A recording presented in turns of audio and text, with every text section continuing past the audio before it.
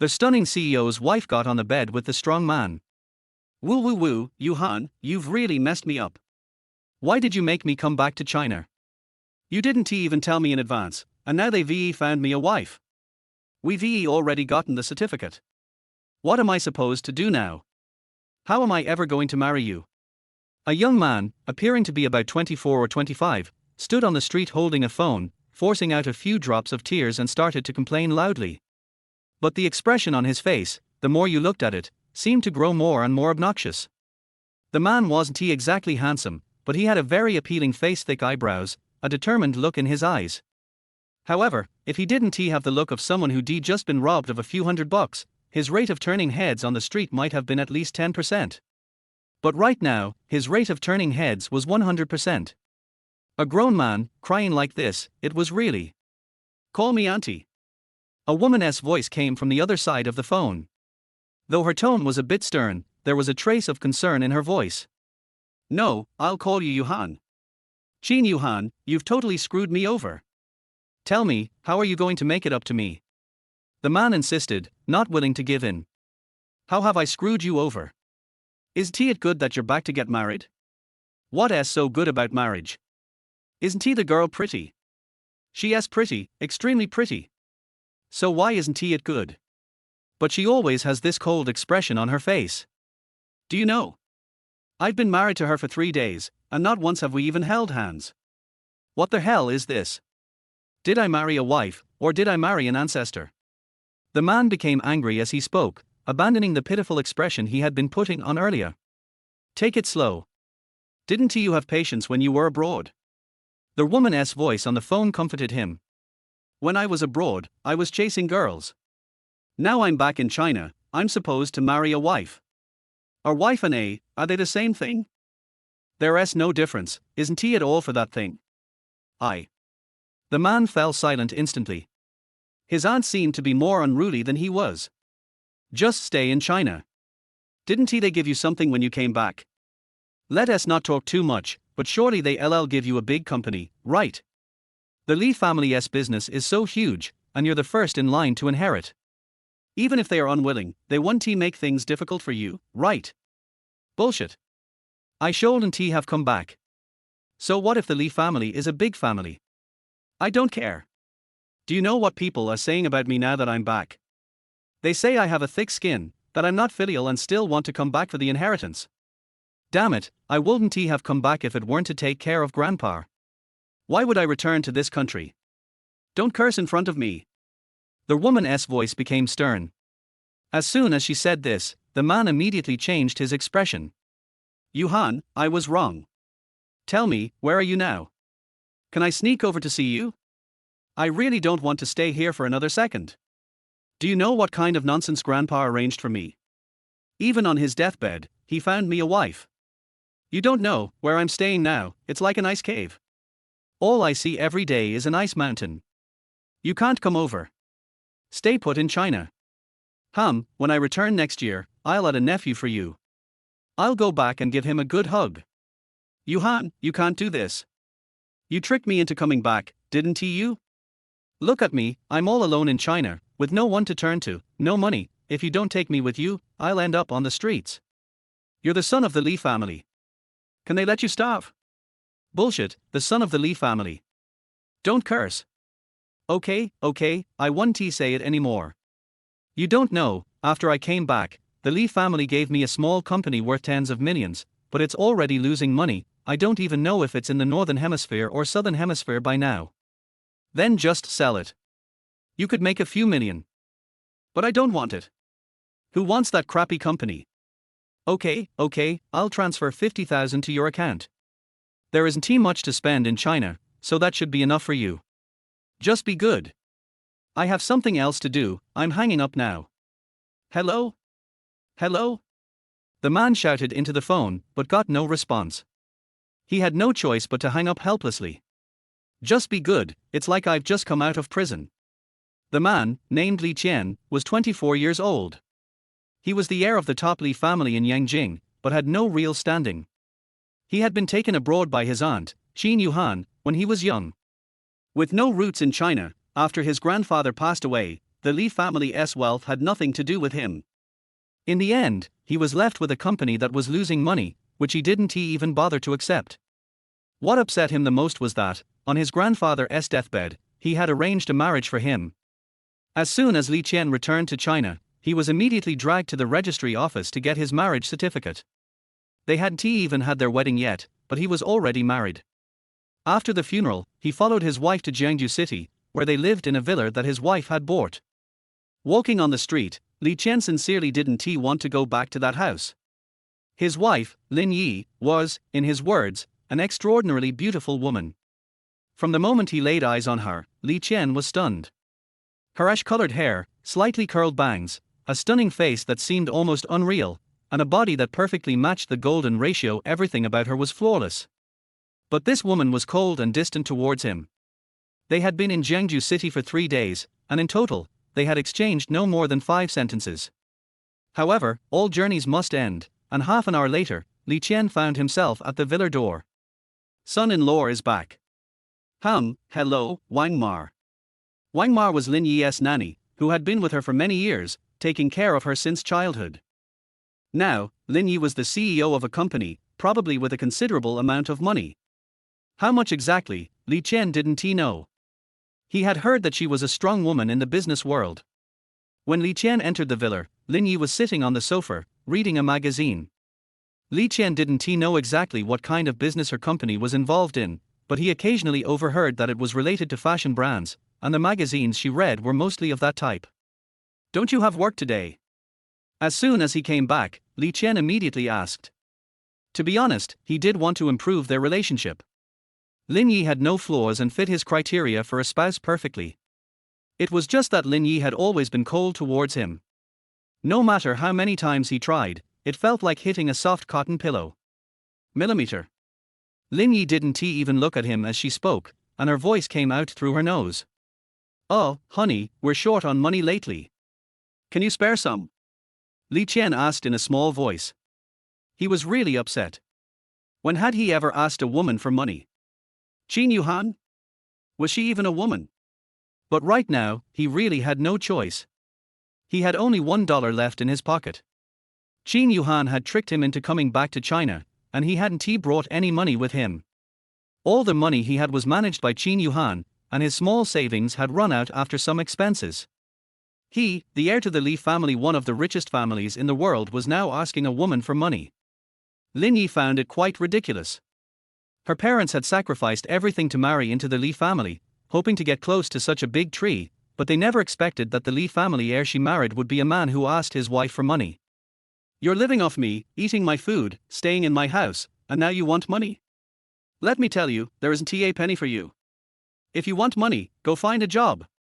Lin Yi put down the magazine, said that, and headed upstairs. Li Qian felt his face flush with embarrassment. Being looked down on by a woman like this, he felt so humiliated. Qin Yuhan, it's all your fault. Next time I see you, you'll see how I punish you. He could only endure the humiliation. Li Qian had long gotten used to it. Arguing with Lin Yi? Forget it. She was like an ice mountain, and he was already defeated. Find a job, huh? I don't believe that a living person can't make it through this. After muttering these words, Li Qian turned around and walked out. Son-in-law, it's almost lunchtime. Why don't you stay and eat before leaving? No need, I don't want people to keep saying that I'm always eating her food, living in her house, and still can't find a job. I'm not coming back. Lin Yi stood by the window, watching Li Qian leave, and fell into silence. This was the man she had married. What was the difference between him and a hooligan? He had crude behavior and rude speech. How was he worthy of her? At this moment, Lin Yi could easily list 100 or 1,000 reasons why Li Qian was wrong for her. As the saying goes, when you hate someone, every little flaw is magnified 1,000 times. Right now, Lin Yi's feelings for Li Qian were exactly like that. After who knows how long, Wang Mar's voice came from downstairs. Miss, it's time for lunch. At the dinner table, Wang Mar looked at Lin Yi's expression, still cold and indifferent as always. Miss, actually, your husband isn't a bad person. Wang Mar, if you have something to say, just say it. You've been with me for so many years, why do you still need to be so reserved? Lin Yi said without even lifting her head. Miss, I just wanted to say that your husband is actually a good person. A couple of days ago, while you were at work, he helped me clean the room and said that since I'm older, I don't need to do heavy work. Even though I hope you can find a husband who can help you in your business, I still care more about whether he is good to you. I've seen how hard you've worked over the years, but I can't do much. I can only take care of your daily life. Since you two are already married, why can't you get along well? I think your husband is a good person and considerate. Okay, eat your meal. Don't talk about this anymore. Before Wen Mar could finish, Lin Yi immediately interrupted her. No matter how good Li Qian was, he was not good enough for her. Her man had to either be extraordinary or a genius. Li Qian, no matter how good in some aspects, was not worthy of her. Chapter 2, I really came here for the job interview. Damn it, where's the job? I can't be asked to carry bricks, can I? Li Qian, in the scorching heat, was walking along the streets of Jiangsu City. He passed by several job postings, but most of them were for restaurant servers, salespeople for real estate agencies, and some small companies looking for sales staff. In short, none of these jobs were suitable for Li Qian. Suddenly, as he passed a 30-story office building, he noticed a recruitment notice downstairs. Qingcheng International Group. Assistant in the Public Relations Department. Isn't he the PR department full of beautiful women? They even require proficiency in French and German. What? They also want a diploma from a prestigious university. Damn it, I never even went to school. What kind of diploma are they talking about? I only grabbed an MBA certificate when I passed by Harvard. Not sure if it's any use. What is the code on that thing again? ZZ339715. It was just past 2 in the afternoon. Although Li Qian was starting to feel a bit hungry, he could still hold out. To avoid facing the ice mountain at home, he decided to find a job first. Should he go to his aunt's place? Don't make me laugh. If no one is picking up, who knows where they are? Africa is so big, it wouldn't be easy to find them, even if there were thousands of people. Okay, let us try this company. With that thought, Li Qian headed inside. It was just the right time, and a number of people were starting to enter the office building. As he watched fashionable, cosmopolitan women walk past him, Li Qian thought living in a big city might not be so bad. In the places he lived before, he could walk for a whole day and not see a single soul, let alone meet so many elegant, sexy women. Hey, do you know which floor Qingcheng International is on? Li Qian approached two girls walking towards him and asked. The sign outside clearly stated that the recruitment was on the 13th floor, and Qingcheng International occupied 3 floors in the building. The two girls had a unique vibe to them, probably around 25 or 26. After glancing at Li Qian, they both smiled. Are you here for the job interview? One of them asked. Yeah. Could it be that you're both employees of Qingcheng International? Li Qian guessed, judging by their demeanor. Yes, we work in the PR department, one of the more mature women replied with a smile. Though both women were beautiful, there was no hint of arrogance in their expressions. Truly elite people are proud, but they never look down on others based on appearance. Li Qian found chatting with them quite comfortable, and they even offered to take him to the interview site. After a few minutes of conversation, Li Qian learned their names. The more mature one was called Chen Yarjing, and the other, a bit more reserved, was called Xu Qingqing. Both were regular employees in the PR department. One couldn't help but admire the high-quality people who came from big companies. They had great temperaments, and Li Qian even wondered if all the beauties in China were like this. Li Qian had seen a fair share of beautiful women abroad, but in front of these women, he felt something different. All right, we have to go to work now. Just wait here for a bit. After escorting him to the waiting area, the two women waved and left. Li Qian then realized that the recruitment fair was being held in a large hall, and there were already quite a few people waiting. Hey, are you here for the PR department as well? A guy suddenly asked as he walked up to Li Qian. The man was average-looking, slightly overweight, but his clothes were impressive. Even with Li Qian's limited knowledge of fashion, he could tell that the man's outfit, though not from a famous brand, was all handmade and probably worth over 100,000 yuan. Yeah, are you also here for the interview? Li Qian asked, somewhat puzzled. People like him surely wouldn't he be interested in a small assistant position in the company? Har har, yeah. But hey, which PR department girl caught your eye? The man continued, leaning in. Li Qian was taken aback by the question. To be honest, I'm really here for the job. I'm not after anyone. Come on, you've seen the 10 or so people here today, right? None of them are less than millionaires.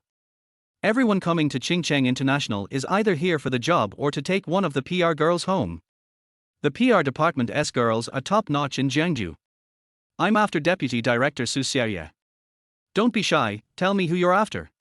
The man spoke with a look of understanding, which made Li Qian speechless. I really am just here for the job. Come on, don't be coy. There are so many girls in the PR department. We're not competition for each other. Just tell me who you like. The man refused to believe Li Qian, continuously eyeing him. Li Qian didn't know whether to laugh or cry. No one here was genuinely looking for work, which meant he had no competition, but being mistaken like this, he didn't know how to explain. I'm serious. I'm already married. I'm just here for the job. This time, Li Qian made a final explanation, hoping the man would get the message. This guy, are you joking? Wearing a shirt made by an Italian custom workshop, and you say you're looking for a job? Who would believe that? Working here for a year, you wouldn't even make enough to cover the cost of your shirt. Oh. Li Qian finally understood why the man had assumed he was after one of the girls in the PR department. It was because of the shirt he was wearing. Indeed, it was a handmade shirt worth over 100,000 euros. Usually, very few people recognized it, but it turned out that in this city, there were some real experts.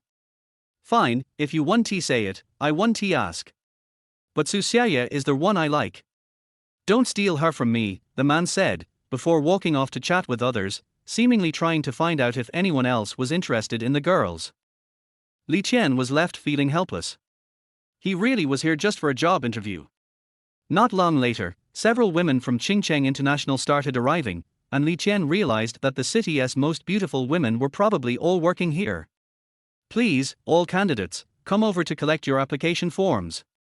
A sweet-looking girl at a table called out. Immediately, a dozen people obediently lined up to collect their forms. Li Qian followed suit and received his. Some companies don't require resumes instead, they ask for a basic application form with personal details and brief work experience. Of course, filling out a form wasn't enough. What mattered most were the follow-up assessments. After spending a few minutes filling out the form, Li Qian noticed that the others had completed theirs and were preparing to leave. What's going on with you guys? Li Qian couldn't help but ask the man who had talked to him earlier. Well, we've done our part. The follow-up assessments are something we want to pass, but we've submitted our information. We can just go home and wait. Hearing the man's explanation, Li Qian cursed inwardly, damn, rich people sure know how to play. Looking around the almost empty recruitment room, Li Qian felt embarrassed. Oh, excuse me, sir. Is there anything else you need? The sweet girl from earlier asked. She couldn't believe her ears. Wasn't the recruitment just a formality? Everyone knew that. Why was this guy still hanging around? It was also Qingcheng International's dilemma. Since they found out the recruitment fair had turned into a matchmaking event, they stopped caring too much about it and just sent someone over to collect the forms. To find real candidates, they had to search elsewhere. I'm here for the job interview. I want to be part of your company. Li Qian's statement was groundbreaking for the recruitment fair at Qingcheng International. When he said this, the girl was completely stunned, pausing for a few seconds. You mean, you actually want to attend the interview? She asked, unable to believe it. Yes, and I'm ready for any assessments you have. Okay, please wait for a moment. I'll go talk to the supervisor. Half an hour later, another employee from Qingcheng International came in to assess Li Qian. The woman was stunning, with an air of confidence that radiated from her. Her neatly styled hair and sharp features gave her a striking presence. Hello, I'm Su Xiaoye. Are you here to interview for the PR assistant position? She asked with a professional smile. Su Xiaoye, the one the man was after. She really was something. Li Qian couldn't help but compare her to his wife and realize they were quite similar in both looks and demeanor. Qingcheng International, what kind of company was this? Yes, I'm Li Qian, Li Qian introduced himself. All right, let us start the interview. First, we'll test your French and German. Here are 2 test papers. You don't need to be fluent, just score 60 or above to pass. While Li Qian started his exam, outside Qingcheng International, a car pulled up. A beautiful woman stepped out, and someone immediately ran to hold an umbrella for her. President, you've arrived. The PR department just called and said someone came for an interview. Would you like to go take a look? PR department. Forget it. If Li Qian had heard this voice, he would have been shocked. It was none other than his wife. Who else in the world could have such a cold, frosty voice? Chapter 3, I know too much. It seems all the answers are correct. Su Xiaoye was looking at Li Qian's test paper, occasionally furrowing her brows and occasionally showing surprise. Li Qian had handed in 2 test papers, and not a single answer was wrong. Although these test papers weren't very difficult and passing them was of average difficulty, to get everything right, there was only one explanation: Li Qian had mastered both languages proficiently. Su Xiaoye knew how high the standards were for this recruitment process because she was the one who set them. Give me his file, Su Xiaoye said to her assistant. A few minutes later, she finished reviewing Li Qian's file, and her heart was slightly unsettled. There were no issues with his background, meaning if Li Qian passed the next assessment, he would officially join Qingcheng International. It had been a year, and no one had passed the standard assessment to get in. Get me his certification information, and arrange for Qingcheng and Yarjing to come over to give him the final assessment. Su Xiaoye made her decision. If this man really had the skills, she didn't mind letting him join, even though the PR department had never had a man before. Li Qian was stunned as he looked at the 2 girls standing in front of him, wearing sexy lingerie. This was the final assessment. It couldn't be testing a man's abilities, could it? Chen Yarjing and Xu Qingqing stood calmly, wearing very revealing outfits, yet their expressions were calm and professional, with polite smiles on their faces. Li Qian, you should know what Qingcheng International does, right? Su Xiaoye asked from the side. When Li Qian heard this, he felt embarrassed. To be honest, I don't know. You? Su Xiaoye hadn't expected such an answer. You came to apply for a job here and didn't even know what the company did? I'll explain it to you now. Our company is in the fashion industry. For the Milan Summer Fashion Week, we had 2 products shortlisted. Although we didn't win top positions, it's still the best result in China. Su Xiaoye was a little angry but couldn't express her frustration. She silently began to look down on Li Qian. How could someone not even know what the company does? He probably wouldn't pass this final test. Oh. What kind of attitude is that? Su Xiaoye was again angered by Li Qian's indifference. If it weren't for company policy, she would have thrown him out by now. Do you even understand basic professionalism? The Autumn Fashion Week is coming soon. Our company has a lingerie design we plan to send to Milan. However, it's still a little imperfect. Your task is to choose the design we're submitting for the competition and also provide modification suggestions. Su Xiaoye slowly explained. In fact, giving modification suggestions wasn't part of the test, but she wanted to make the task harder. What if Li Qian somehow picked the right design by accident? He was only applying for an assistant position. If an assistant could do the work of modifying designs, what would all the $1 million per year designers be doing? She hated Li Qian's attitude towards things, so she subtly made the task much more difficult. Oh, this. Li Qian hesitated. He could tell this final test was a bit difficult. What? Can't make a choice? Then I'll announce that you failed your assessment. It's not that I can't make a choice, it's just that I feel like there is something wrong with this test. I'm applying for an assistant position. I shouldn't have to know all this, right? Li Qian couldn't hold it in anymore and spoke up. Su Xiaoye kept looking at him with that strange gaze. This is Qingcheng International. If you're unwilling to answer, then I'll have to consider your assessment a failure. Su Xiaoye said coldly. Fine, you're in charge here. I guess the design to be submitted for Autumn Fashion Week is the one Qingcheng is wearing, right? Without hesitation, Li Qian spoke his answer. Everyone froze, including Su Xiaoye. Looking at everyone's expressions, Li Qian immediately knew he had answered correctly. Reason? It's simple.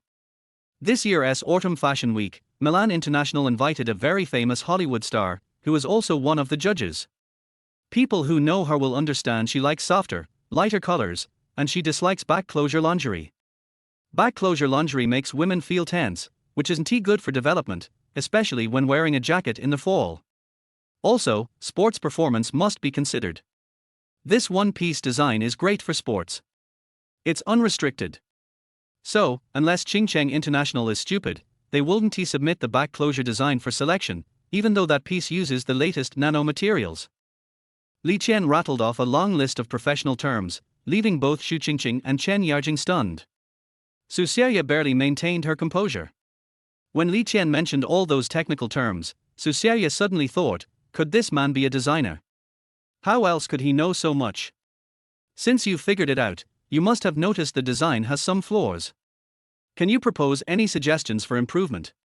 Su Xiaoye continued to ask. Actually, the design is already very good. It covers the skin perfectly without causing any discomfort. However, there is one thing that is not done well, and that is the brooch. The brooch is of an ordinary size. You've forgotten that autumn is the season Italians love to be active. An ordinary brooch could shorten their time for exercise. Especially that Hollywood star, she loves tennis and rugby. She can tell right away if a piece of clothing restricts her movements. So, my suggestion is to replace the brooch with a larger one, at least twice the size of the regular one. Everyone, except for Su Xiaoye and the two models, was dumbfounded. Upon hearing Li Qian's words, they were all stunned. You're a man, how do you know so much about women's lingerie? And you're just applying for an assistant position. The assistant position in the PR department is just a supporting role. Does it really require you to know so much?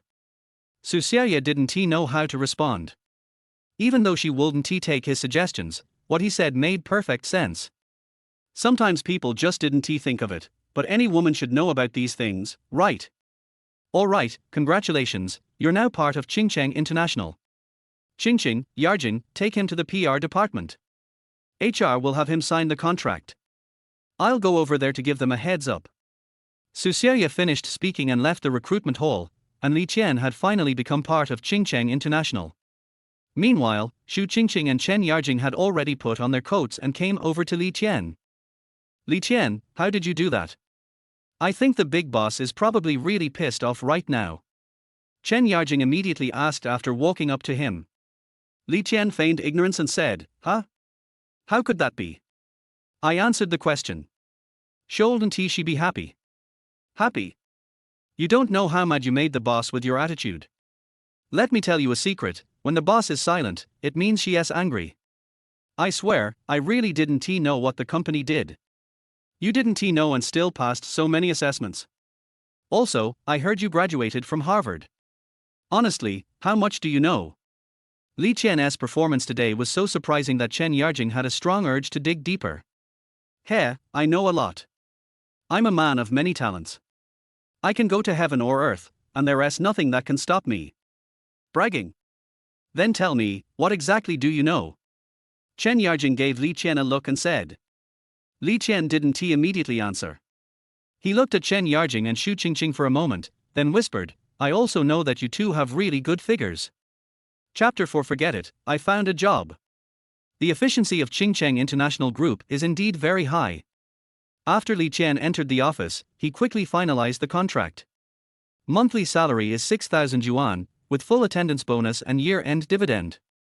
Not to mention the 5 social insurances and 1 housing fund, the welfare benefits of a company of this level are definitely very good.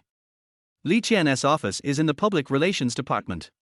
The Public Relations Department is not the largest department in Ching Cheng International, but it is the department with the most beauties. When Li Qian first came in, his eyes were almost blinded. There were more than 20 girls, each with her own advantages, some plump and some thin. The Public Relations Department is generally responsible for the company's public relations. For example, if the manager of a department wants to negotiate a business deal and is worried about not being able to get it, then the Public Relations Department's usefulness will be reflected. You can let the guests take advantage of some small things and drink with them, but there is no other expectation. Formal companies generally don't play with anything that is borderline. For these girls, appearance is their biggest advantage, and they are also good at speaking. With a monthly salary of more than 10,000 yuan, it is definitely worth the money. When Li Qian came, Everyone seemed not very busy and were organizing documents at their desks. They need to know every client thoroughly, including their personality, strengths, and hobbies, so that the probability of success is greater. What is Li Qian's job?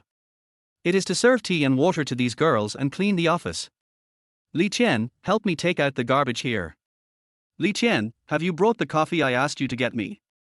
It's in the vending machine over there in the corridor. What? No, you don't have to spend money to buy it over there. Just take my work card and swipe it directly. Li Qian, you're going to pick up a package later, right? Can you help me get some udon and pistachios from the supermarket downstairs? Just after getting to work, Li Qian finally experienced the feeling of being surrounded by a group of women. Indeed, men in the public relations department are rare, and it is obvious that Li Qian has become the guy ordered around by the women. Li Qian couldn't refuse. After all, it wasn't that tiring, just some minor troubles. But there would be some small benefits occasionally, such as Chen Yarjing secretly kissing Li Qian on the face after asking him to get her coffee.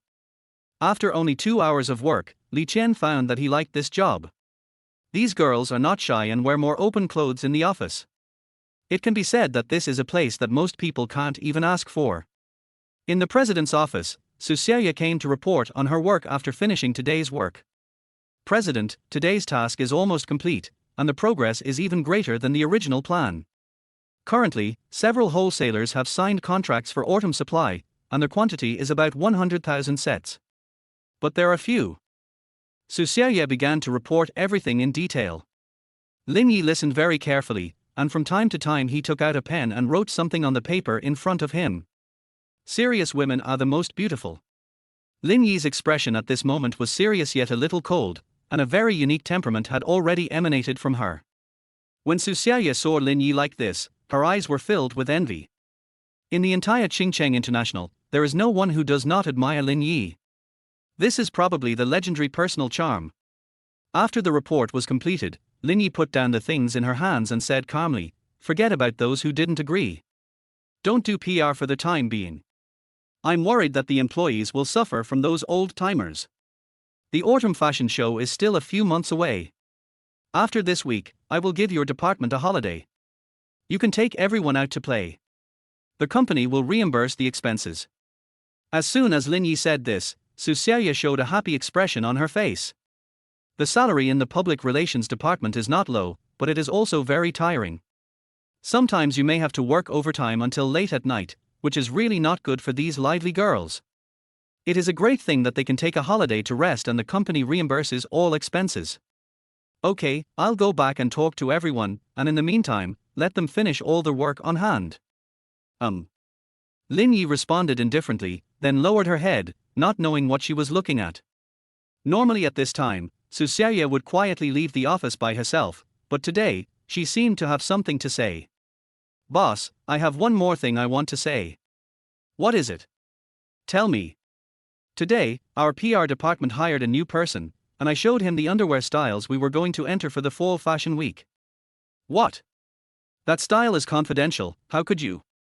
After hearing this, Lin Yi immediately frowned. "No, what I took out is not yet perfect. The defective products we produced before have been modified now, right?" Su Xiaoya explained it immediately. "So that's how it is. Haven't you and Su Jin always been in charge of recruiting people for your public relations department? You don't need to say hello to me. That's not the reason. That person put forward a condition for our products. He said our underwear brooches are." Su Xiaoya repeated word for word what Li Qian had said today. Even though she was somewhat dissatisfied with Li Qian because of his bad attitude, she spent an entire afternoon considering Li Qian's suggestion. It seemed like a small matter, but it pointed out the shortcomings of the product just right. As long as it was beneficial to the company, she would definitely do her best. After Su Xiaoya finished speaking, Lin Yi fell silent. It was obvious that she was considering the rationality of Li Qian's suggestions. A few minutes later, a faint smile appeared on Lin Yi's face, so faint that it was almost invisible to ordinary people. "Very good. The company has adopted this suggestion. I didn't expect that your PR department could really find such a talent at the job fair. Give him credit for this achievement and give him a big red envelope when the dividends are distributed at the end of the year." Okay, then, President, do you want me to call him over to report to you in person? After hearing this, Lin Yi was somewhat tempted. She really wanted to meet such a talent, but when she looked at the watch on her wrist, she found that it was time to get off work. I'm off work today.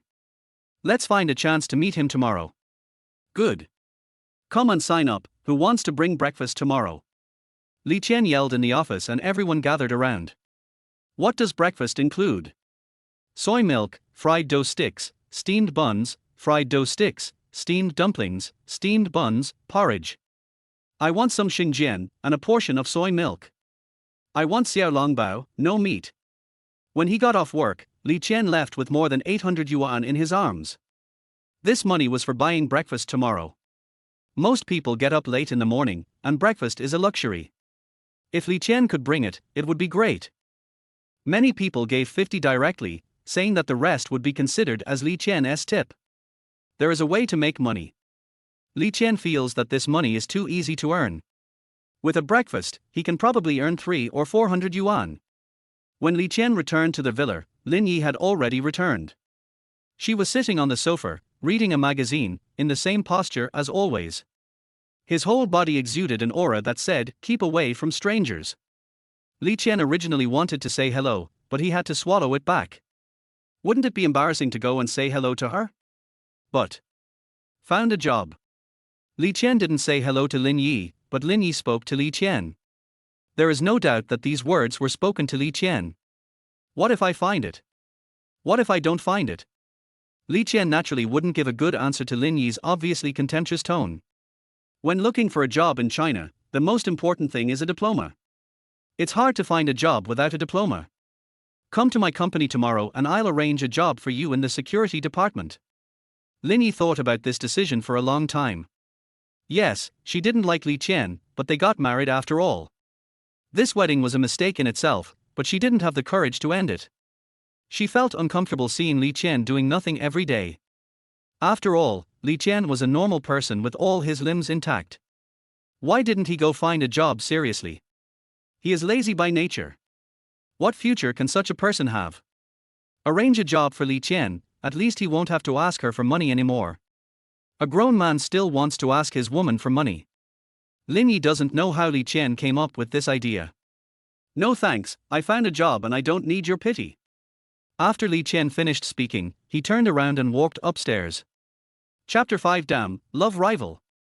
Li Qian lives upstairs. Strictly speaking, he lives opposite Lin Yi. There's nothing he can do. They've been married for 3 days and they haven't even held hands. Does he still expect them to sleep together? The two of them don't look like a couple now, they are even worse than friends. Who told Lin Yi to dislike Li Qian and Li Qian to dislike Lin Yi? Two people who originally had no connection with each other would unexpectedly get married. If it had happened 10 days ago, Li Qian would not have dared to believe it.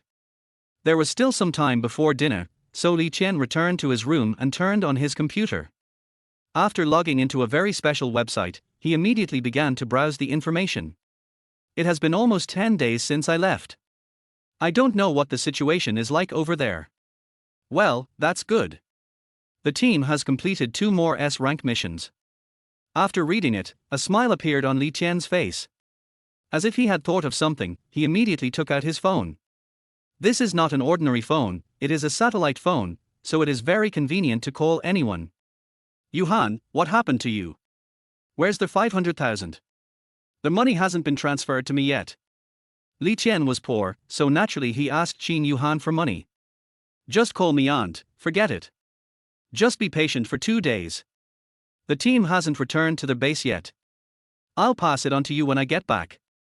There seemed to be some noise from Qin Yuhan's side, but she was still very patient in explaining to Li Qian. Okay, I knew you were unreliable. Luckily I found a job and can earn some extra money. Li Qian made a small complaint, but Qin Yuhan on the other side seemed not to hear it. By the way, I want to tell you that the monk is injured. I have arranged for him to return home to recuperate for 2 months. He may go directly to Jiangju. You will take care of him when the time comes. Okay. Damn. How can that monk get hurt? Yuhan, what mission did you guys accept? This news surprised Li Qian for a long time.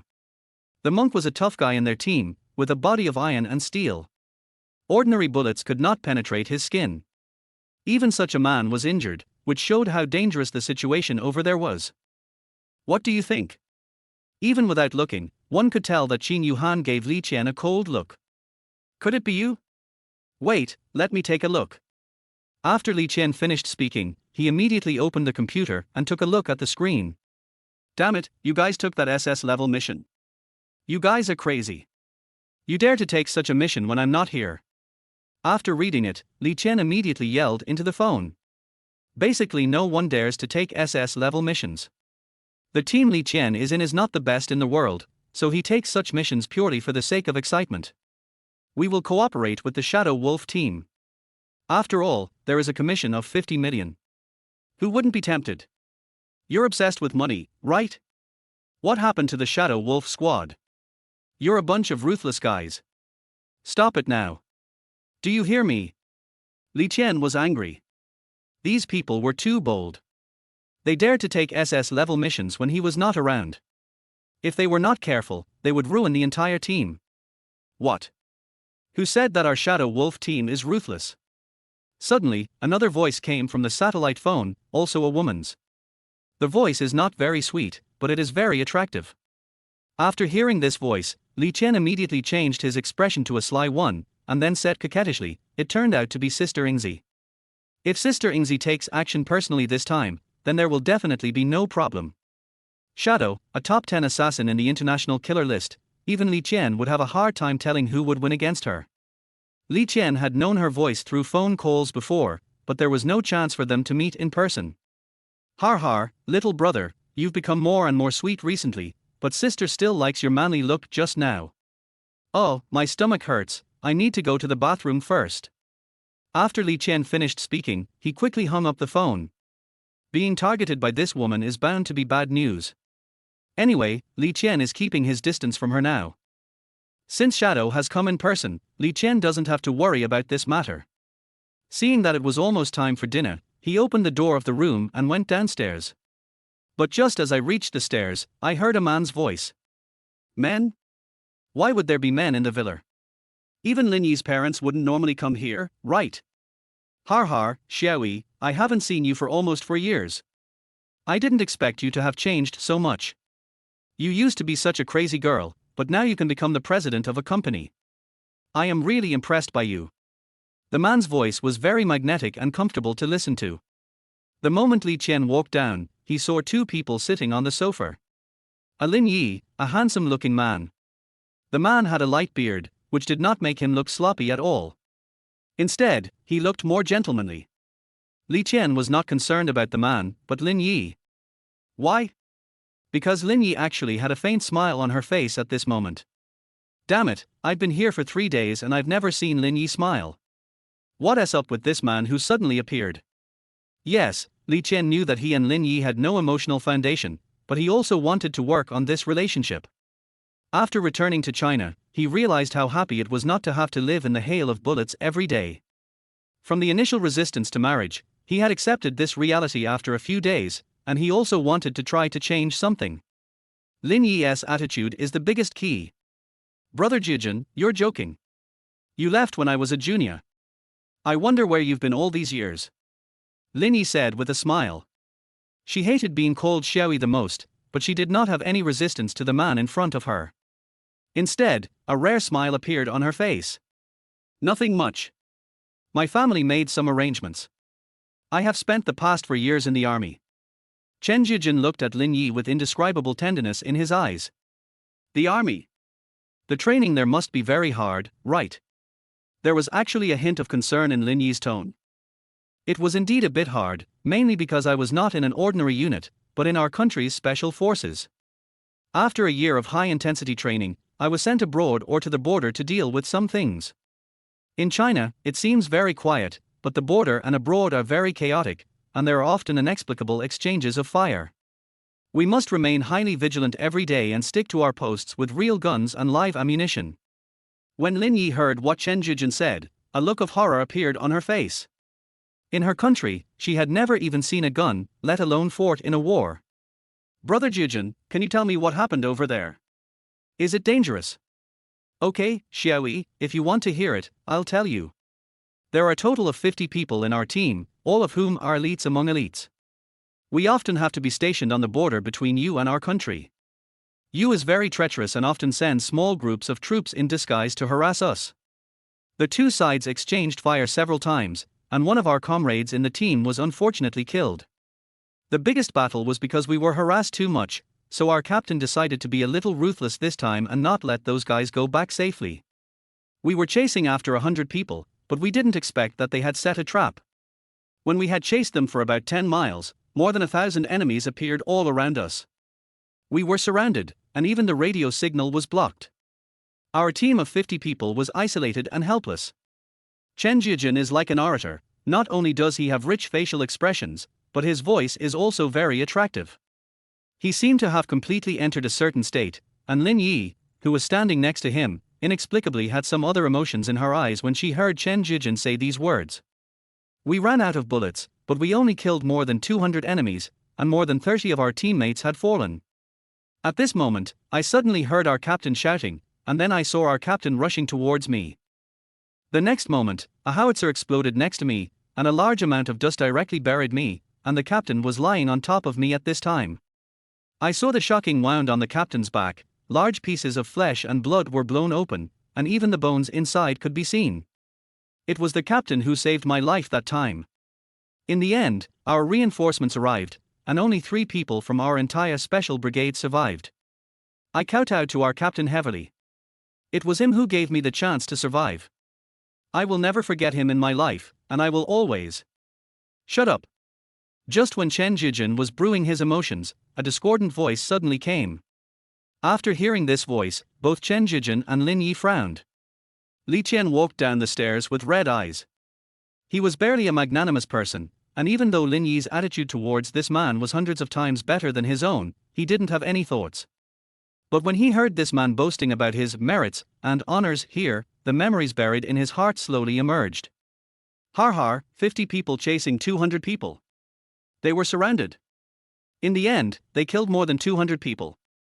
The story is not written like this. Xiaoyi, who is this? Although Chen Jijin was unhappy about someone interrupting his speech, he still controlled his emotions and maintained his composure in front of Lin Yi. Lin Yi seemed a little flustered at Li Qian's sudden appearance. After all, she is still a conservative woman. Since she is already married, she shouldn't get so close to other men, even if this man is someone she had a crush on at the beginning. He is. I'm her husband. Li Qian stood up and said something directly. After saying the word husband, Chen Jijin's expression changed obviously. Sir, please respect yourself. Xiaoyi is a girl. You are insulting her reputation by saying this. I want you to apologize to Xiaoyi immediately. Chen Jijin stood up gracefully and said something to Li Qian. Har har, apologize. Your name is Jijin, right? How can you call my wife by her nickname? I order you to apologize to my wife right now, otherwise I don't mind kicking you out right away. Chapter 6, Bullshit. You? Chen Jijin was choked by Li Qian's words and could only turn his head to look at Lin Yi. Brother Jijin, he is really my husband, his name is Li Qian, and we are already married. Lin Yi almost said these words with her head down. It was obvious that it was still very difficult for her to say the word husband. This time, Chen Jijin's face became even uglier. Damn, the slap on the face made a loud noise. However, Chen Jijin was able to control his emotions and said with a fake smile, "It turns out to be Mr. Li. What a misunderstanding. I'm sorry. It's okay for you to misunderstand me, but I don't want you to tell lies like that to my wife. She is simple and has not seen much of the world. She may trust you a lot, so she will believe whatever you say." Li Qian's emotions had not yet calmed down. It was only when he saw that Lin Yi seemed to value this man very much that he held back from saying anything unpleasant. Li Qian's words made Lin Yishuang's face turn red. Has she never seen the world? But Chen Jijin frowned. Mr. Li, what do you mean by this? What do you mean? Those things you just said were all false. You made them up completely by yourself. Do you really want me to expose them? Mr. Li, I respect you as Xiaoyi's husband, but please respect yourself a little. You said that what I just said was all made up. Did my 4 years of military life go to waste? Xiaoyi, it seems that your family doesn't welcome me. I'll ask you to come out next time. After saying that, Chen Zhijun turned around and prepared to walk towards the door. Seeing this, Lin Yi immediately stood up and said, "Brother Zhijun, don't take it to heart. He is just talking nonsense. I believe you." Lin Yi pursed her lips and said these words. And these words were like a bolt from the blue to Li Qian's ears. Chen Zhijun smiled. Lin Yi was still the same Lin Yi who admired him back then. She would always stand on his side at times like this, even her husband didn't give her face. Li Qian also smiled, but there was so much bitterness in his smile. "In my eyes, everything you said is just playing house. On the battlefield, no one is so great as to risk his own life to save his teammates. Please don't make yourself sound so noble and great. Everything you said is just a fairy tale. It only shows that you are an inexperienced recruit. Only someone who has never experienced any war would say such a thing." After saying that, Li Qian took out a cigarette, lit it for himself, then turned around and left the villa. When he just reached the door of the villa, he turned around and suddenly said, "Lin Yi, I know you don't like me and are not satisfied with this marriage. If that's the case, then there's no need to continue. Doesn't China have a rule that you can't divorce within 3 months of marriage? Then, let's meet in 3 months. That guy named Zhijun, let me tell you again, what you've been through is shit in my eyes." After saying this, his figure quickly disappeared at the door of the villa. For some reason, Lin Yi suddenly felt a pain in her heart, especially the expression on Li Qian's face when he said those words just now. It was so sincere that no one would doubt that what Li Qian just said was a lie, even though it seemed selfish. But the battlefield itself is a selfish place. What's wrong with being a little selfish in order to survive? It's not as noble as Chen Zhijun said. Your life is valuable, but other people's lives are not valuable. And the words that Li Qian said when he turned around made Lin Yi feel like she was suffocating. What does Li Qian mean by this? Do you want a divorce? I have suffered so much injustice and I have never mentioned divorce. Why should he do that? Lin Yi was upset. Seeing that Chen Zhijun was not in a good mood either, she said sorry and went back to her room. Chen Zhijun felt that it would only add to the embarrassment if he continued to stay here, so he said goodbye to Wang Mar and left the villa. However, Wang Mar saw the hatred in his eyes. Although Wang Mar is an outsider today, she has lived for decades after all. Although Chen Zhijun looks good, he gives people a very uncomfortable feeling. Sometimes Li Qian seems to be rude and reckless in his words and deeds, but he is the easiest person to get along with. She actually had a lot of say in front of Lin Yi, but after Li Qian arrived, she didn't say a word. She was no longer at the age to judge a person by first impression. Sure enough, after 3 days of getting along, Mother Wang felt that Li Qian was a very reliable person. Lin Yi's performance today really hurt Li Qian's heart. Aunt Wang didn't know whether what Chen Zhijun said was true or not, but she believed that what Li Qian said must be true, because that was reality, a living reality, not fiction. After Li Qian came out, he smoked a few cigarettes in a row and unknowingly walked to the riverside of the villa. The entire villa area is surrounded by a small river, which makes it look very secluded. There is no need to think about going home for dinner. Since everything has been said, Li Qian will let it go soon. Didn't Lin Yi despise herself for being reckless, uncultured and unmotivated? To be honest, Li Qian has felt a little tired in the past 3 days. He was quite confident at the beginning. Since he had accepted the marriage, he would work hard to maintain it. But now he finally understood what Qin Yuhan said before, feelings cannot be forced.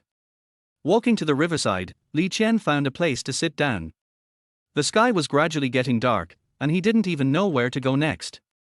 The Li family. He no longer had any hope. Li Qian has not stayed in China since he was 10 years old. In his memory, his grandfather was quite caring towards him, but he has no impression of other people, including the so-called father.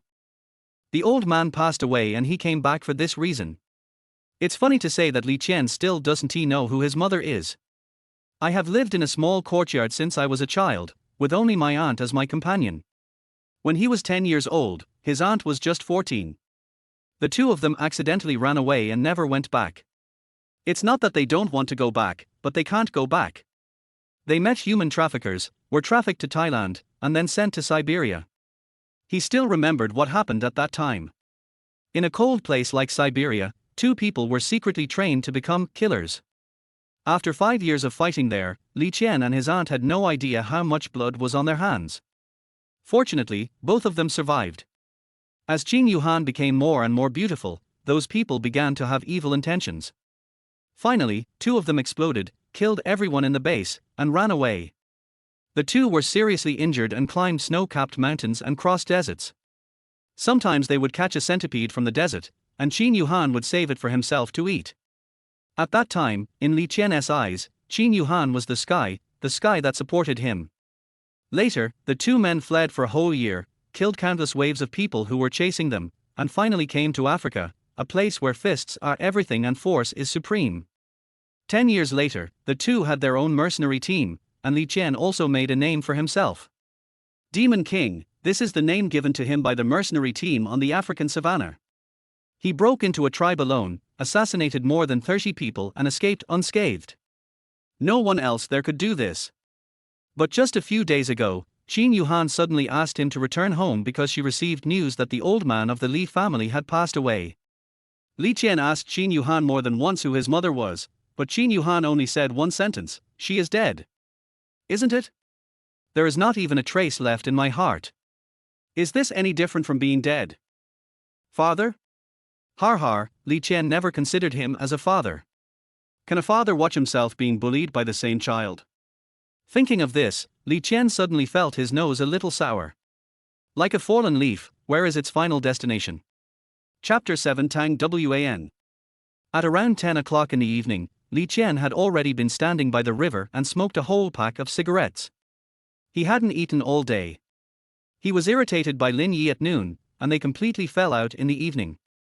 Although living in the villa was an unprecedented experience for him, and he gradually came to like it, since he could not force it, why should he give up his last bit of dignity? Lin Yi does have the capital to be proud, but she is not a wimp either.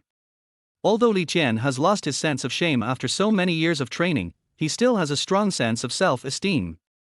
Unless Lin Yi came and begged him to go back, he would never step into the door of that villa again. Just when Li Qian was about to buy cigarettes, he suddenly saw a car parked by the bridge, a fiery red sports car. This sports car worth about 3 million yuan was not enough to attract Li Qian's attention. What really attracted him was a woman standing next to the sports car. Wearing a fiery red leather jacket, her perfect figure is fully highlighted, and her whole body exudes a mature aura. Even with just one glance at this figure, Li Qian made his judgment that this was a top-notch woman. Wearing all red, he stood out against the sports car. If the villa wasn't occupied by wealthy people and there weren't many people around, it would have attracted a lot of attention. The woman skillfully took out a lady's cigarette from her pocket and lit it. She pursed her red lips and then exhaled a light puff of smoke. It was at this moment that Li Qian saw the woman's face. It was very white and delicate, with a high nose bridge and just the right amount of phoenix eyes. She was indescribably charming. However, her slightly wrinkled brows showed that she was not in a very good mood at the moment. "Beautiful lady, can I borrow a cigarette?" Li Qian walked over and said something with a smile. Li Qian acted frivolously because he was attracted to this beautiful woman. When abroad, they often dated women in bars. They called this behavior hunting, and today Li Qian wanted to go hunting for the first time after returning to China. The woman seemed not to have heard anything and continued to look straight ahead, without making any response to Li Qian's words. But is Li Qian the kind of person who gives up just because he says so? It is obvious that this woman is in a bad mood at this time. According to his many years of experience, this is the easiest time for other men to take advantage of the situation. When he came to the woman, Li Qian suddenly found that she was very tall. With her high heels on, she was almost 180 centimeters taller than him, or at least over 175 centimeters tall. "Beauty, what are you looking at?" The woman still didn't respond. "Beauty, your high heels are so beautiful, can you tell me where you bought them?" Cluck. The woman finally responded and laughed softly. "That's right, you look very pretty when you smile, much prettier than just now." Li Qian was not polite at all. He leaned on the railing and stood face to face with the woman. "I have to say, your pickup skills are pretty lame." The woman's voice was very pleasant to the ear. To a love veteran like Li Qian, he could even hear a different kind of charm in her voice. "Skills are not important, success is enough. My name is Li Qian, what's the name of the beauty?" "Logan." The woman did not refuse and directly said her name. Logan? Well, what a good name. It suits you very well.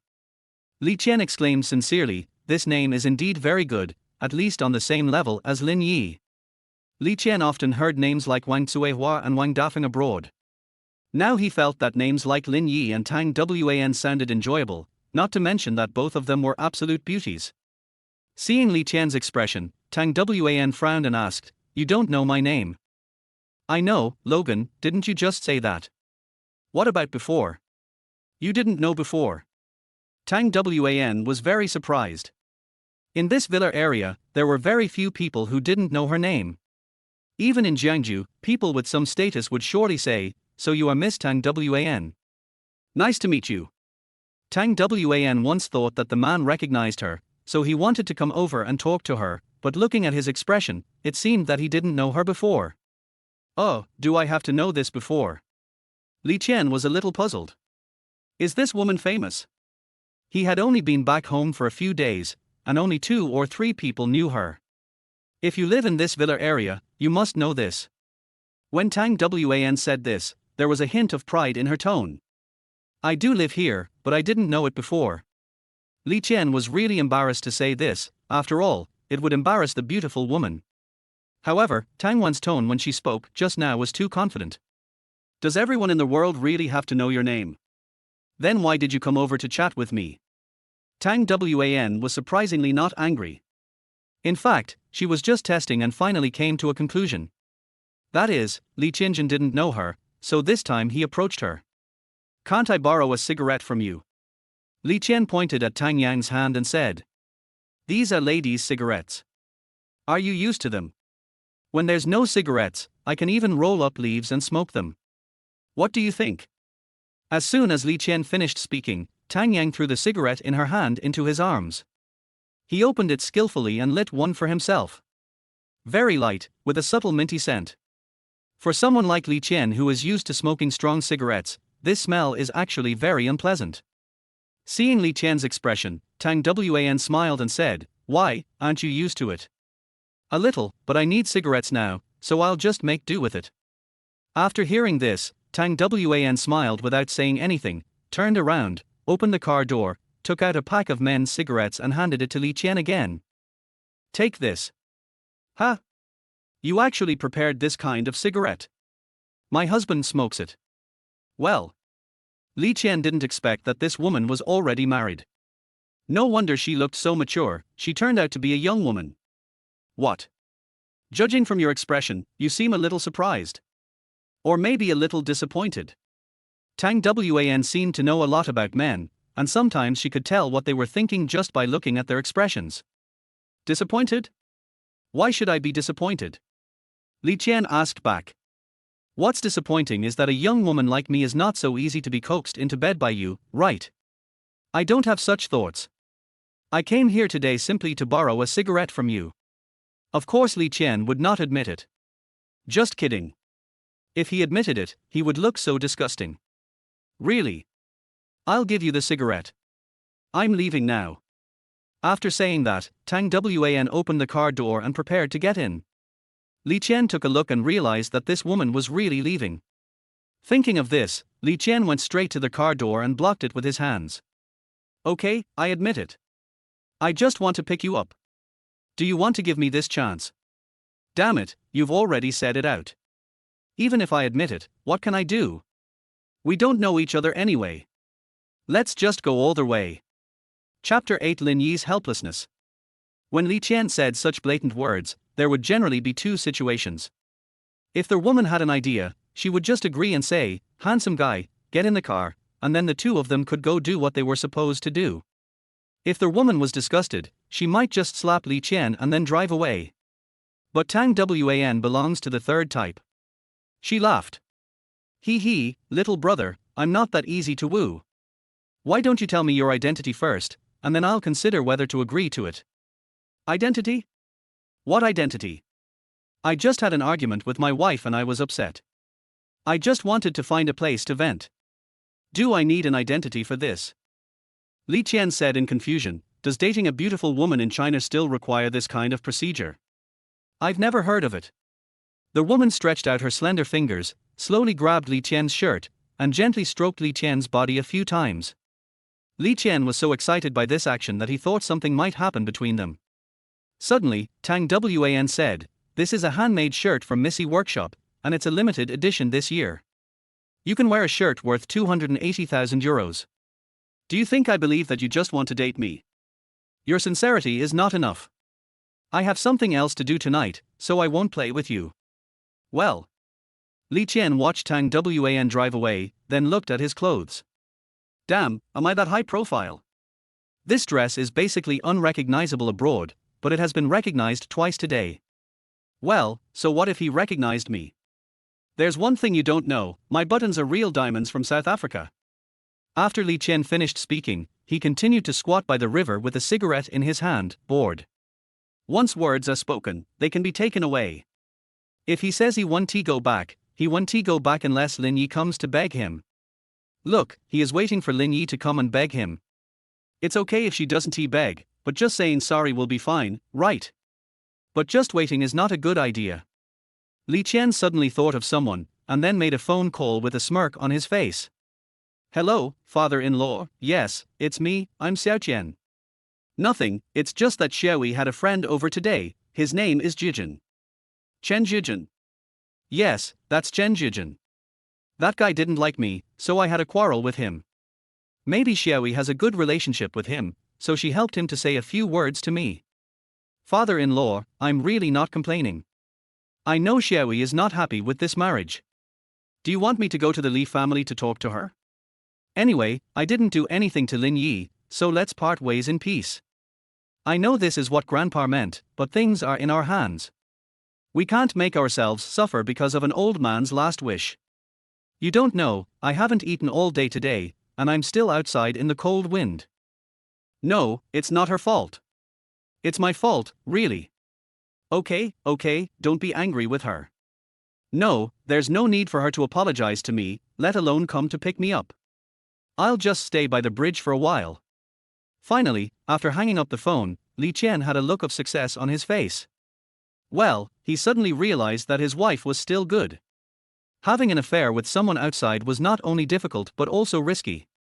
Just make a phone call to Lin Yi's father and everything will be solved. At this time, Lin Yi was in a daze in her room. After Li Qian left, she didn't eat dinner either. Perhaps the words Li Qian said and the expression he showed touched a soft spot in her heart. In short, she felt very upset. 2 hours had passed and Aunt Wang had brought the food to her room, but she had no appetite at all. Just at this moment, her cell phone suddenly rang. If it was someone else, she could just hang up, but the words Lin Zheng were displayed on the phone screen. Yes, she did not note her father as Dad, but his name. "What can I do for you?" After the call was connected, Lin Yi said something coldly. "What on earth are you doing? You've already married Li Qian, why are you still associating with Chen Jijin? Even if his Chen family has some strength, so what? Can it compare with the Li family? Lin Yi, do you dislike me and want to destroy my Lin family?" A man's voice came from the other end of the phone, and he started scolding Lin Yi. "Brother Jijin and I are just. Just what? Brother Jijin, I'm telling you, don't contact Chen Jijin anymore. Once you become the daughter-in-law of the Li family, you should stay here honestly. You can let Li Qian manage all the company's affairs, and just stay at home and be a good lady. Why? I have worked so hard for so many years to develop this company to this point. Why should I hand it over to him?" Hearing this, Lin Yi's anger also burst out. Just because he married her? Just because he was a member of the Li family? Was he going to give up the fruits of her hard work for so many years? In her heart, Lin Yi silently added, "Is he worthy?" Why? Because you are now the young lady of the Li family. You are a small company with tens of millions of dollars and less than $1 million in working capital. How dare you say that? What's wrong with less than $1 million? I built this up bit by bit. Your Lin Group is big, but isn't it inherited from my grandfather? Lin Yi retorted without backing down. Are you going to piss me off to death? Fine, I don't care what you say. In a word, go apologize to Li Qian right now and ask him to come back to me. I'm discussing a big deal with the Li family. If the news between you and Li Qian gets out, not only will the business be ruined, but my Lin Group will also be in trouble. The Li family is more than just money. It's not that simple. Lin Yi's father found that harsh words were of no use, so he had to start explaining the pros and cons. But Lin Yi is also stubborn, and if she says she won't go, she won't go. It's best to let the Li family know. Anyway, I never agreed to this marriage. Lin Yi, please let me beg you, okay? As your father, please let me beg you, okay? Even if you feel wronged, just bear with it for a while, it will be considered as helping me. I can't help you with your business. What do you want from me? Can I kneel down and beg you? No need, I don't want it. Xiaoyi, just help your dad this time. Suddenly, a woman's voice came from the other end of the phone. When Lin Yi heard it, tears flowed down on the spot. Mom, Good boy, I know you've been wronged by this matter, but what can I do? It's my fault. Mom, don't say that. It's not your fault, really. It's my fault. I was willful. I promise you, I will go and find him. If he doesn't come back, I will beg him. As she spoke, Lin Yi's tears began to flow. He could ignore anyone's words, but he couldn't care less about his mother's words. Just because she was a girl and her mother never got pregnant again after giving birth to her, the old man of the Lin family found a younger wife for Lin Zhen. Although the law does not allow it, the Lin family is rich, so what does this matter in order to give birth to a boy? Sure enough, the second wife soon gave birth to a boy for Lin Zhen. From then on, Lin Yi no longer had any status in the entire Lin family, and her mother was also implicated. Otherwise, she would not have been so helpless in the marriage and directly married Li Qian. It can be said that Lin Yi's aggressive personality when she was young was influenced by these environments. But later, she became more mature and more reserved, and she would no longer easily express some emotions. But today, she couldn't help it after all. After hanging up the phone, Lin Yi looked at the scenery in the distance through the window and vaguely saw a figure beside the bridge. Li Qian, I really underestimated you. For a man to be so stingy, you are even more spineless than I thought. Chapter 9. How is my Xiaoyi? Lin Yi currently has only one solution, which is to call Li Qian back. Yes, she admitted, even if she looked down on this man, he was still someone she couldn't afford to offend. The Li family is a name that makes the Lin family tremble.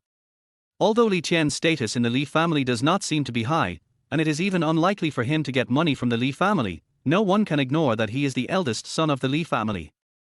If the Li family knows about it, even if it is just for the sake of the Li family's face, this matter will explode and cannot be resolved peacefully. Li Qian was standing not far from the villa and could see what was happening at the door. When Lin Yi opened the door and walked out, he had a smile on his face that showed he had succeeded in his conspiracy. However, when Li Qian saw Lin Yi rushing towards him with an angry look on her face, he still felt very uncomfortable. Li Qian, what on earth are you going to do? Do you think I, Lin Yi, am easy to bully? Do you think that just because you are a member of the Li family, you can play with me at will? Lin Yi came in front of Li Qian and immediately started yelling at him. At this time, Lin Yi's eyes were a little moist, and she felt unprecedented grievance. Why would this man humiliate me like this, run away from home, and I have to come here and invite him back?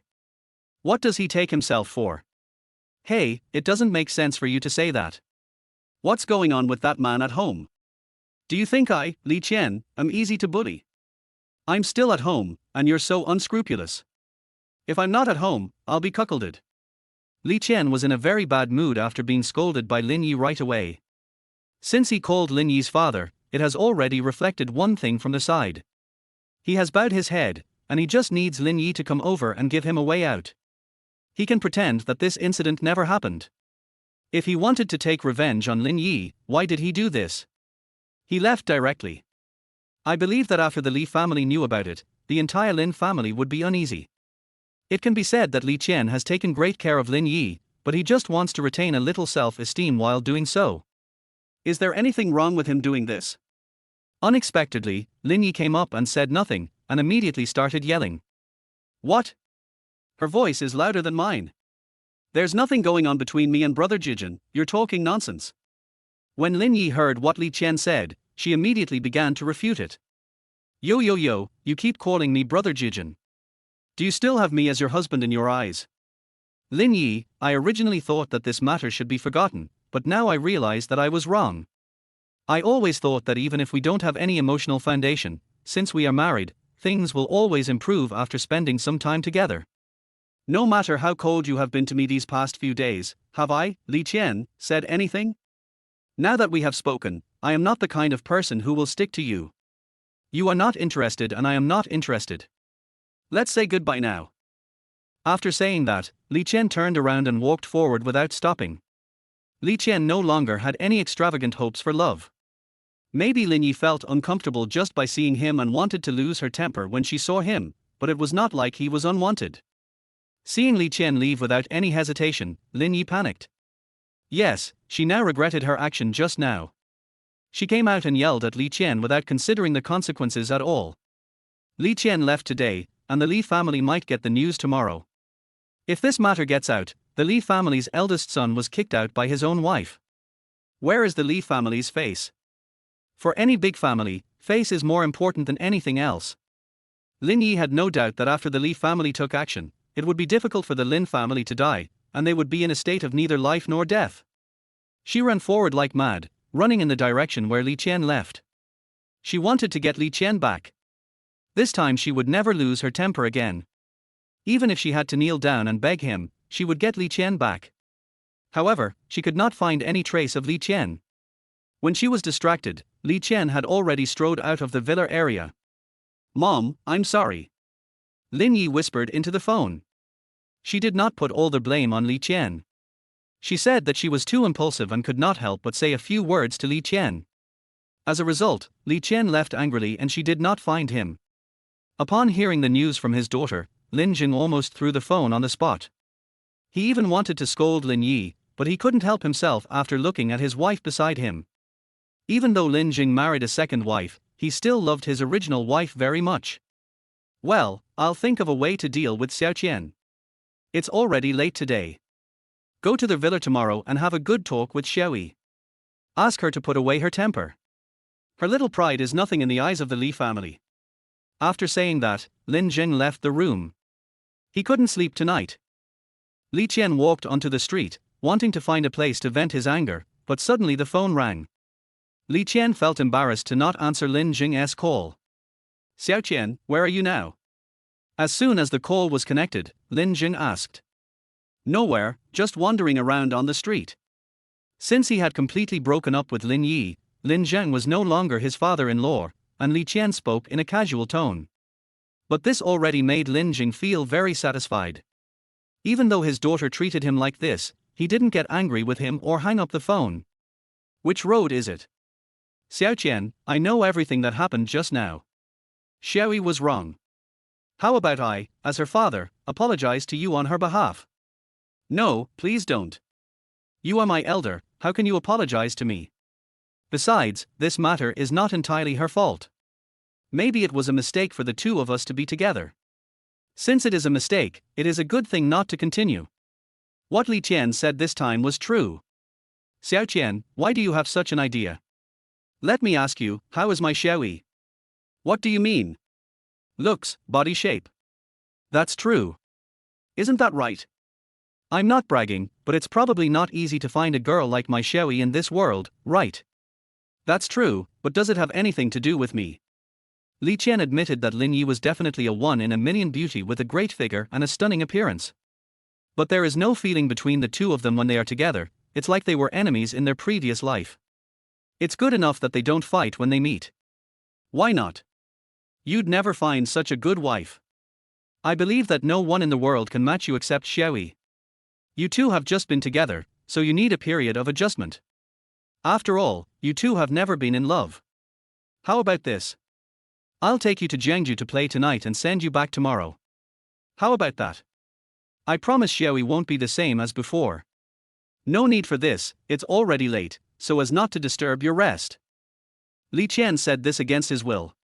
He only had 800 yuan on him and staying in a hotel in Jiangju would cost about 300 to 500 yuan. He also had to bring breakfast for the girls from the company tomorrow, so he couldn't spend this money carelessly. If Lin Jing comes over tonight, do I still have to spend my own money? What time is this? I usually go to bed at 3 or 4 in the morning. Report your current location to me. I've already set off and I should be there soon. Faced with Lin Zheng's strong request, Li Qian finally agreed. I am here. Chapter 10. Ginger is still spicy with age. Comfortable and refreshing. In a bath center, Li Qian and Lin Zheng were soaking in a large pool, and several waiters were giving them massages. After Li Qian and Lin Zheng met, Lin Zheng brought Li Qian here. Of course, it was not for doing anything else, but just to relax. Xiaoqian, Xiaoyi is still young. You should be more tolerant of her in the future. As a father, I would like to thank you in advance. How about that? Lin Zheng started to praise Li Qian at this time. In order to get Li Qian to go back, he dared to say anything. No way, she is very sensible, it is me who is not sensible. Li Qian knew that Lin Zheng was trying to get him to go back, but he really felt that the environment was not suitable for him, so he did not agree. Xiaoqian, from what you said, you blame me. No, absolutely not. Then why are you still angry with Xiaoyi? As her father, I have come to apologize in person on her behalf. My lord, be magnanimous. Apart from her strange temper, isn't my Xiaoyi a good person in other aspects? After several phone calls and today's chat, Lin Zheng gradually figured out Li Qian's temper. That is, this person would not act unreasonably, which is completely different from some young masters from aristocratic families. This is why he dared to say these words. Everything else is fine. Uncle Lin, I won't beat around the bush. Do you know how long Xiaoyi and I have been married? 3 days, not counting the night we came. But do you know what kind of life I have led in these 3 days? I didn't ask two people who had just met to do anything intimate. After all, I still have some patience. But that day, in front of everyone in the Li family, she didn't even let me hold her hand. Do you know how I felt at the time? Although I don't have a high status in the Li family, I am also a man. It's fine to be laughed at by a group of brothers and sisters, but even my own wife looks down on me.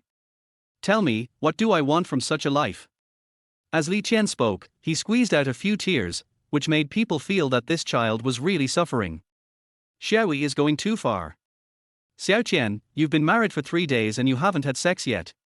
When Lin Zheng heard this, he was still a little surprised, but he couldn't say too much wrong about Lin Yi. Sharing a room. How could I dare to think of such a luxury? I just want her to be nicer to me, not to have a stern face when seeing me every day, and if she wants to date other men, just don't do it in front of me. After all, I also know that I am a dispensable person in the Li family. Xiaoqian, stop talking. I promise you today that if Xiaoyi dares to do this to you again after we go back, I will break her legs. The more Lin Zheng listened, the uglier his expression became. This was a slap in the face. What do you mean the Li family is dispensable? You are the prince, and it is true that you have no status, but can someone who is on the Li family tree be dispensable? If you are dispensable, then what is my Lin family? No, forget it. Anyway, your daughter hasn't suffered any loss since we got married. At most, I'll just stay in the villa for a few days. If she wants to ask me for rent, I have nothing to say. I'll give it to her after I get my salary in a month. The more Li Qian spoke, the more pitiful he sounded. He was almost about to cry and put a bowl in front of him, saying, please have pity on me. Xiaoqian, you are slapping me in the face, but what about the salary you mentioned? What else could it be? Your daughter doesn't like me and thinks I'm just wasting food at home. So I asked her for some change to buy cigarettes, but she ridiculed me. I have to spend money anyway, so I can only find a job first. Ridiculous. A joke. Xiaoqian, I have a card here. The password is 6 6s. There's not a lot of money in the card, only 500,000. You can spend it first. I will transfer 1 million to your card every month. It will be your pocket money. To be honest, Lin Zheng knew that their relationship was not optimistic, but he did not expect it to be so pessimistic. Is Lin Yi really like this? How much money can Li Qian ask for? How much can he spend on the most expensive cigarettes? If he wants money, why don't you give it to him? As long as he is still in the Lin family and is the son-in-law of the Lin family, he will only make more money. Seeing the card handed over by Lin Zheng, Li Qian hesitated for a long time but finally did not take it. It's not that he doesn't want to answer, but he is embarrassed. Uncle Lin, I don't accept gifts without merit. Your daughter and I can't be together anymore, so how can I take your money? Who said that? My Xiaoyi and you have already obtained the marriage certificate. She will be your wife for life. You have indeed felt a little wronged these days. I promise you that this kind of thing will not happen again in the future. Tomorrow morning you can go back and live with Xiaoyi in peace. No matter what Li Qian said, Lin Zheng refused to give in. Just kidding, the cooperation between him and the Li family is at a critical juncture. If it succeeds, the profit will be close to 1 billion every year. The company in Lin Yi's hands is worth only 10 or 20 million at most. Compared with the Lin family's industry, it is nothing. After a while, they went for a foot massage, took a sauna, and rested in the guest room at night. When he woke up, Lin Zheng had already left. Li Qian looked at the time and it was around 7 o'clock. He sighed secretly, thinking that the older he got, the wiser he got. Yesterday, Lin Zheng seemed to have done nothing to make him angry, and today he left quietly again. It was obvious that he would not have the nerve to go back. Looking at the bank card in his hand, Li Qian suddenly became confused. Lin Zheng was a businessman, and Li Qian had no idea how many times he had dealt with such a person. He was only interested in profit, and there must be other reasons why he was so nice to him. He was just taking advantage of his status as the eldest son of the Li family, but he didn't care about it at all. However, Lin Zheng handled the situation very well. He did not blindly give benefits to Li Qian, nor did he blindly ask Li Qian to do anything. He left quietly in the morning, as if Li Qian had to make all the decisions on his own. But now that things have come to this, what decision can I make? If Lin Yi still does things based on her own preferences and feelings, then Lin Zheng has already surpassed this level. A person who controls a company worth billions is definitely not an ordinary person. Let's go buy breakfast. The girl from the company is still waiting for me. Li Qian packed up a little and walked out. Let us not talk about whether to go back to the villa for now, the promised breakfast must be delivered in time. There are still some relatively ancient places in Jiangju. Li Qian hung out here for a few days and happened to find an alley. Many indigenous residents come out here to have breakfast, and the breakfasts here are generally from old brands that have been around for more than 10 years or even decades. Li Qian fell in love with this place after eating there once. Today, when he brought breakfast to the girl in the office, he naturally chose to buy it here. Li Qian's memory is very strong. Even if more than 20 girls in the public relations department asked them to bring breakfast, he was able to remember them all. I asked the boss for a cardboard box, and then started buying things like crazy. Soy milk, noodles, pan-fried dumplings, steamed buns. The box weighed more than 30 kilograms. Li Qian carried the box and got on the bus, heading to the company. But as soon as he arrived at the company, he ran into Su Xiaoye head-on. Today, Su Xiaoye was wearing a light pink OL uniform, which showed off her perfect figure. However, after seeing Li Qian, she immediately shouted in a hurry, "Li Qian, come with me quickly. The president should be fine now. Come with me to meet her." Chapter 11. The company is too big and lost. Minister Su, are you kidding me? Li Qian stood at the door of the president's office, and the news he received was that the president would not come to the company today. Su Xiaoye was also very confused at this time. Since Lin Yi founded this company, she has never been late for a single day. Su Xiaoye also knew that Lin Yi would usually make a cup of coffee when she came to the office at this time, and it was also her freest time. It was precisely because she knew Lin Yi very well that she pulled Li Qian to the office. Unexpectedly, after encountering such a thing, Lin Yi did not come to work for the first time in her life. In that case, it's none of your business. You can leave. Su Xiaoye ignored Li Qian's complaints and turned around and left after she finished speaking. Forget it, a great man should not bear grudge against a small man. Li Qian was quite helpless, because the other person was the leader. Walking into the office and distributing breakfast to everyone, Li Qian finally witnessed what madness means today. These urban beauties usually get up late, so how can they have the chance to enjoy breakfast?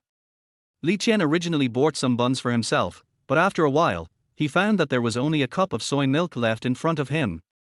"Brother Qian, do you still drink soy milk?" Xu Qingqing came to Li Qian with a red face. She was the first one to get breakfast, and after a few minutes, she had finished it. Seeing Li Qian absent-mindedly holding a cup of soy milk, she immediately walked up to him and asked him a question. With that tone and expression, how could Li Qian bear to say that he was still drinking? "Well, I've had breakfast. If you're not full, take it and drink it." As soon as Li Qian finished speaking, he found that the soy milk in his hand had disappeared. They are not a group of goddesses at all, they are simply starving ghosts reincarnated. I haven't eaten for 3 meals, I'm hungry too. Although he was a little hungry, Li Qian could still bear it. After all, he had experienced not eating for 3 to 5 days before. Now he might as well go through it again. However, he had calculated in his mind that he would buy a little more in the morning next time. After all, it was enough for himself to eat, so it would be no problem to buy enough for 2 or 3 people. Perhaps the breakfast Li Qian brought was particularly delicious, or perhaps everyone was really hungry, and soon all kinds of noises were heard throughout the office. The goddess is aloof in front of strangers, but manly in front of acquaintances. Everyone in the public relations department is very familiar with her, so there is nothing to be shy about. I've had a bite, do you want some? Don't talk nonsense, bring it first. 1 bun is enough for 2 people, and the most important thing is the Xylomb Babo. Although office workers have good salaries, who would have thought that having breakfast is such a luxury for them? Li Qian's job couldn't be simpler. He just needs to open documents and organize some information. In the rest of the time, he will play games on his office computer. He plays all kinds of games, but never plays online games, only stand-alone games. Because online games involve real-person PK, no matter how you play, you will encounter trolls. There is no need for Li Qian to be unhappy about playing the game. In the blink of an eye, it was noon. Su Xiaoye still hadn't shown up in the office, and all the girls in the public relations department were sitting there. None of them went out. In Li Qian's memory, doesn't he the public relations department have to go out to discuss business frequently? Curiosity prompted Li Qian to ask Chen Yarjing, and after hearing what Li Qian said, Chen Yarjing looked at him in disbelief. Didn't you receive the news just now? Our public relations department will be on holiday for 5 days next week, and everyone is busy sorting out the information they have on hand. Received the message? Where? Li Qian asked back. It's the terminal on your computer. Our office computers have an internal system. Any information will be transmitted through the terminal, and everyone should have received it. Is there? My computer doesn't seem to have it. Li Qian turned his computer screen, as if he wanted Chen Yarjing to see it. When Chen Yarjing looked at Li Qian's screen, she found a Gobang interface and was immediately at a loss whether to laugh or cry.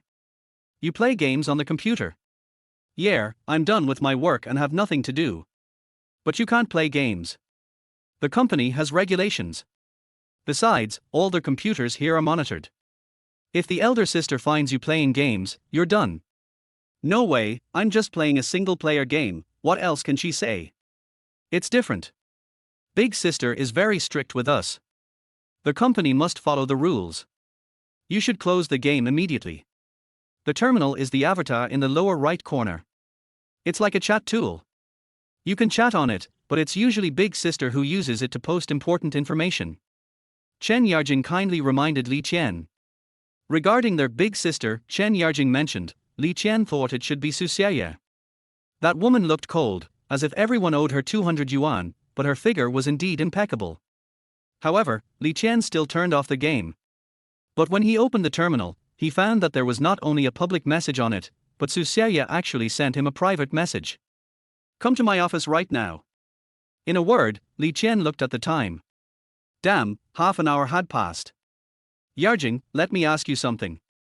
What's your eldest sister's temper like? For example, if she wants to talk to you about something and you're late, what will she do? How could we be late? Big sister's words are like an imperial decree. Who among us dares to be late? This one sentence made Li Qian feel like he had fallen into an ice hole. Damn it, why do other people's terminals always get prompts when they receive messages, but mine doesn't? Come in. A somewhat unfriendly tone was heard from Su Xiaoye's office. Li Qian opened the door carefully and took a look inside. Su Xiaoye had her back to him, so he couldn't see the expression on her face. Minister Su, here I come. Oh? When did I ask you to come over? 9 o'clock, it seems. It seems. I asked you to come here at 8:57. Do you know what time it is now? 9:40. Li Qian, I think you are talented and quite suitable for our company's requirements. But let me talk about your attitude. I won't talk about your attitude on the day of recruitment. What's going on today? Can you find an excuse? Su Xiaoye was very angry. She originally wanted Li Qian to bring some information over, but she didn't expect Li Qian to be more than 40 minutes late.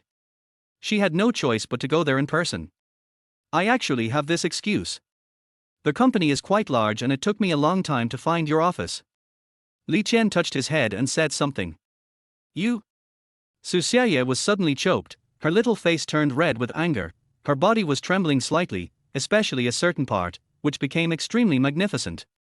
The atmosphere between the two of them could be said to have reached a very tense situation, but at this moment, Su Xiaoye's phone rang.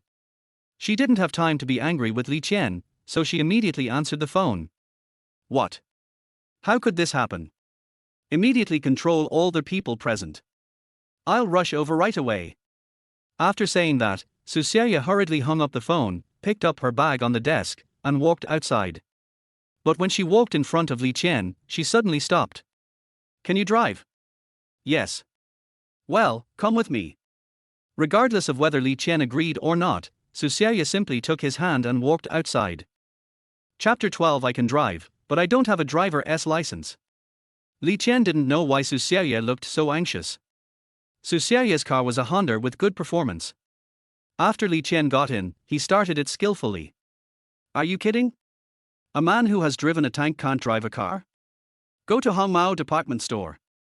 While Su Xiaoye was busy making various phone calls, she started to tell Li Qian the address. To be honest, Li Qianjun didn't know where Hongmao department store was. Fortunately, there was a navigation system in the car. After all, it was not easy for someone who had only been in Jiangju for 4 days to find a place. President, I've already been there in person. If you're busy, you don't have to go there in person. According to the feedback from them, the situation is not serious. I can handle it. The first call Su Xiaoye made was naturally to Lin Yi. Yeah, okay. I do have something to do today and can't get away. Sorry for worrying about the things over there. Lin Yi was actually very anxious after hearing about the company's affairs, but after looking at the people around her, she really couldn't leave. Mom, I've already admitted my mistake in this matter. What else does he want? I can't do anything if he doesn't come back. At most, I promise you that I will never be angry again if he comes back. Okay? Lin Yi was acting coquettishly with a beautiful woman beside her at this time.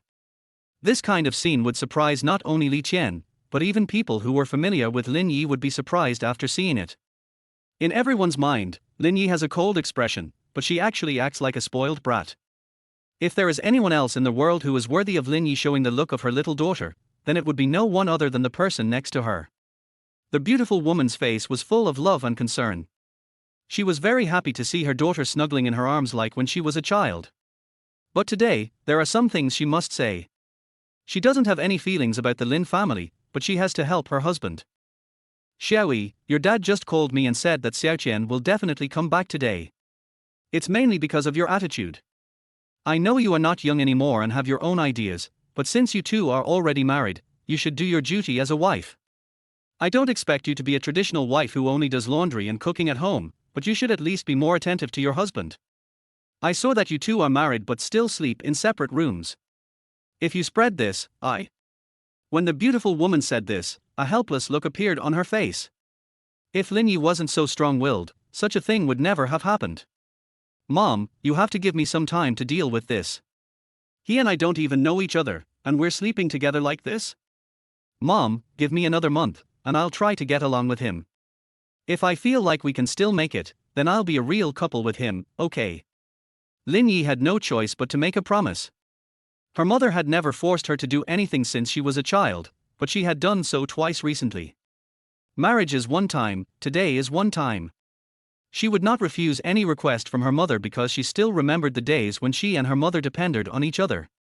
A month is too long. You two have been married for 4 days. In fact, it is meaningless for you to do this. Do you think you can get a divorce just because you don't like each other? Even if the Li family doesn't mind, what about the Lin family? I know you have been wronged by this matter, but after all, the Lin family has raised you for so many years. You? No. It wasn't the Lin family who raised me, it was my mother who raised me. Lin Yi bit her lips tightly, but still spoke stubbornly. How about this, when he comes back tonight, I'll have a good chat with him. If we can get along, I'll let him stay in my room tonight, how about that? In the end, Lin Yi compromised and made a decision that she struggled with. Good. Mom, can I go shopping with you? Stay here for lunch. I haven't eaten with you for a few months. On the other side, Li Qian heard Su Xiaoya's voice on the phone. Although their voice was very low, his hearing was still very sharp. The voice on the other end of the phone seemed to have been heard somewhere before, but Li Qian didn't hear it clearly, so he couldn't guess who it was for a moment. President? Do I know him? Since he couldn't figure it out, Li Qian simply stopped thinking about it and started concentrating on driving. During the process, Su Xiaoya made a few more phone calls. In one of the calls, Su Xiaoya called the person sister. In short, Li Qian didn't know her. Just when the car passed a traffic light, Li Qian suddenly stopped the car. Su Xiaoya was thinking about other things and didn't pay attention for a moment. She leaned forward a lot and subconsciously grabbed Li Qian's hand. Hey, what's wrong with you driving? Why did you stop suddenly? After Su Xiaoya reacted, she immediately let go of her hand, tidied her hair and said, I don't want to stop either. Look ahead, the traffic police are signaling us to stop. Li Qian pointed to the front and saw a traffic policeman making a gesture to them to stop. When the traffic policeman saw the car stop, he immediately started walking towards them. Seeing that Li Qian stopped the car for a reason, Su Xiaoya didn't say anything else. The traffic policeman walked to the side of the car and Li Qian lowered the window. At first glance, she turned out to be a beautiful traffic policewoman. Well, at least she was a beauty with a score of over 95, almost the same as Su Xiaoya. Again, a cold face. Damn. Why are all the beauties in the world like this? Are women entering menopause so early now? Hello, can you show me your driver's license? The beautiful traffic policewoman's voice is also very nice, but what did she just say? Driver's license? How could I possibly have that? I just got my ID card when I went home. For more than 10 seconds, Li Qian did not make any move, and Su Xiaoya next to him became a little anxious after seeing this. Why are you hesitating? Hurry up and give her your driver's license, or tell her your ID number. She can find it too. Su Xiaoya was in a hurry. The company's matters were very important and she didn't want to waste even a little time on the road. This. Li Qian hesitated and couldn't explain it clearly. What is this? Take it out quickly. I need to get there within 10 minutes, otherwise things will be beyond my ability. I forgot to tell you one thing. I can drive, but I don't have a driver's license. Li Qian's words made Su Xiaoya want to strangle him to death, really, if she had the ability to do so. Chapter 13: A Stray Dog. No driver's license. Well, come with me to the police station. The beautiful traffic policewoman was not polite at all and immediately signaled Li Qian to open the car door and get out.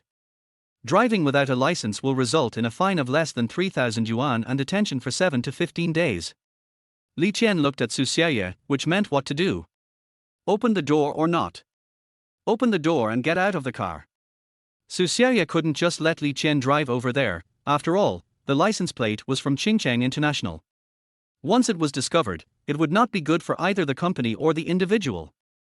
Companies like Lin Yi fear negative news the most. Once they are caught by their competitors, they may be suppressed to death. Li Qian had to listen to Su Xiaoya's words whether he wanted to or not. After opening the door and getting out of the car, Li Qian stood in front of the beautiful traffic policewoman. It was at this moment that he realized that this woman's height was really outrageous. Without wearing any height-increasing shoes, she was only a little shorter than him, at least 175 centimeters tall. Hello, beautiful lady. I was ordered by my superiors to do this time.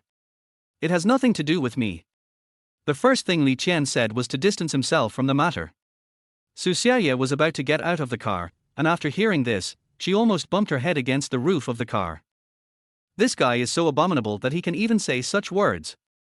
Originally, she was still thinking about using her own strength to resolve the matter as soon as possible, but Li Qian's words made her change her mind. She didn't get out of the car, but went straight to the driving seat. Bang. She closed the car door, then stuck her head out of the window and said, "Officer, this guy is driving without a license, so I'll leave it to you. Here's my driver's license. I have something else to do, so I'll leave first." As Su Xiaoya spoke, she took out her driver's license. As soon as she finished speaking, the car started. Yes, the car started and Su Xiaye directly abandoned Li Qian. This scene happened so fast that Li Qian didn't even react to what was happening. By the time he reacted, the car was gone. After thinking about his own situation, Li Qian, who has such a strong psychological quality, almost despaired. He finally experienced the feeling of being abandoned again. For a moment, Li Qian felt that he had been living too lazily recently, which led to such a thing happening. Well, since she said so, take me to the police station. Li Qian did not make any excuses because he didn't want to do it at all. After experiencing that feeling, Li Qian finally realized that it was not that he didn't mind being abandoned as a child, or that he didn't mind the suffering caused by the Li family, but that he deliberately didn't think about it. Li Xingnan was in a bad mood today. She had just graduated from the police academy and thought she could be a police officer, but unexpectedly she was assigned to be a traffic policeman, under the pretext of training first. Even so, she is still full of energy because her dream since childhood is to be a police officer. Even if she is a traffic police, she still has a serious face and takes it very seriously. After seeing a car driving very fast, she immediately gestured for the other party to stop. She was just checking the driver's license according to the rules, but things took a turn here. It turned out that the driver did not have a driver's license. Without a driver's license, this is a criminal case. Li Xingnan suddenly felt a little happy. Is this a good start on her first day at work? Although she couldn't bear to see the woman abandon the man, it was because the man had a driver's license. It's just that the man was smooth-talking at first, but suddenly became confused and depressed. For some reason, she seemed to have something in her heart stimulated. But she still said, "Follow me." Police station, this kind of thing does not require any procedures, just submit it directly. Please contact your family. You must pay the fine. As for detention, we will hand you over to the local police station. Li Xingnan took the man through a few simple procedures, and she also learned the man's name. Li Qian, like me, has the same surname as Li. Family? When Li Qian heard these two words, his heart became even more bitter. Do I have any family? Do they count? I only have one aunt, but I don't know where she is now. I have no family anymore, so I will pay the fine myself. Li Qianjun had never been so content before, and his mood had never been as low as it was now. After paying the fine, Li Xingnan prepared to send Li Qian to the nearby police station. After all, it was just a symbolic detention, and even the mobile phone didn't need to be confiscated. It would be a bit of an overreaction to keep him at the police station. But just as he reached the door, a man in police uniform came towards him. "Sister, why are you here at the police station?" Huh.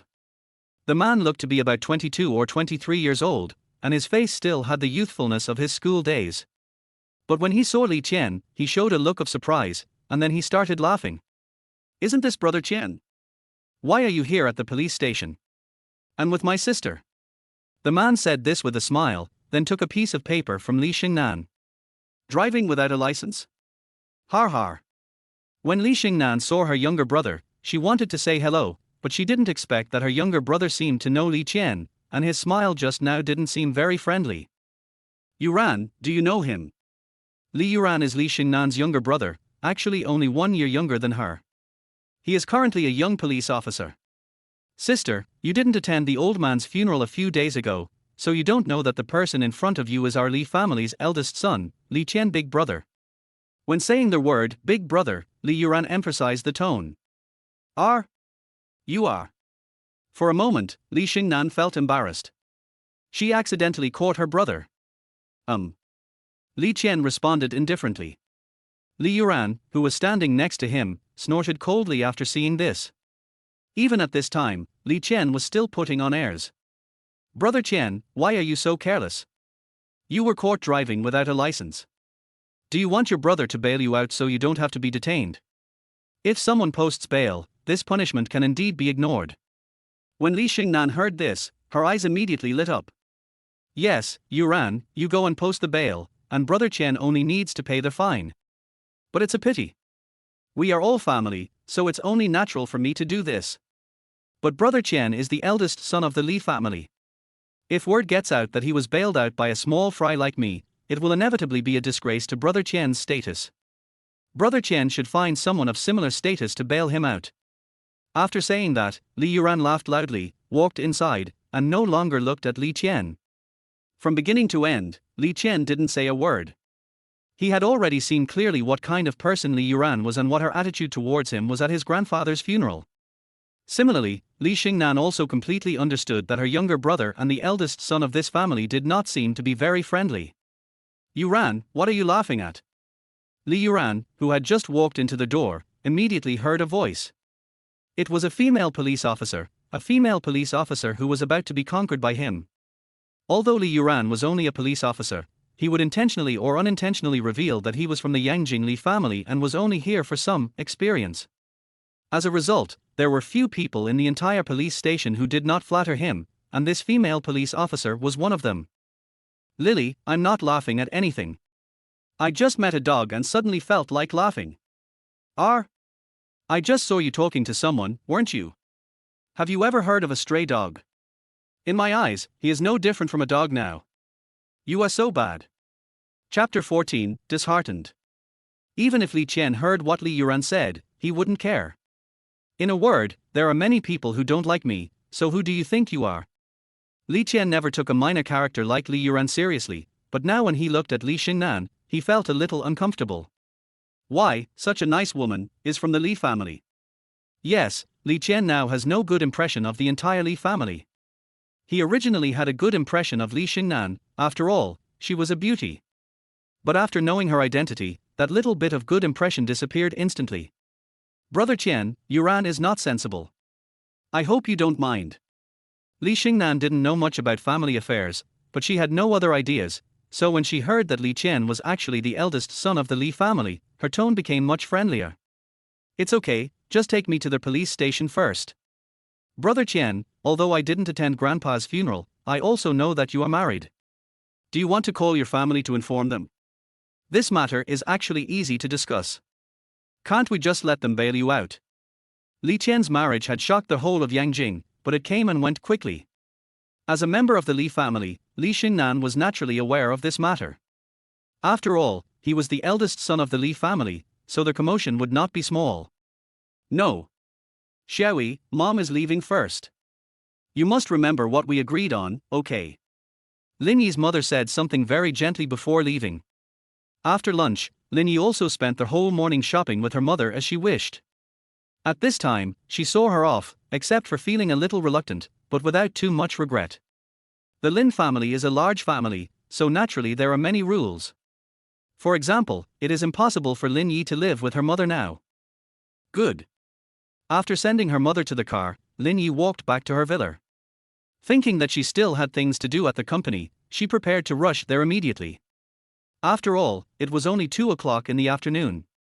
Auntie Wang, sort out the things we just bought. There are 2 sets of men's clothes among them. Please send them to his room. As soon as Lin Yi came in, she picked up her bag and prepared to go out. But just as she picked up the bag, she heard the ringing of a cell phone from inside. Is it a company matter? Lin Yi subconsciously took out her cell phone, but unexpectedly, there was an unfamiliar number on it. People of Lin Yi's level rarely receive harassing calls on their phones, so she finally chose to answer it. Hello, are you Lin Yi?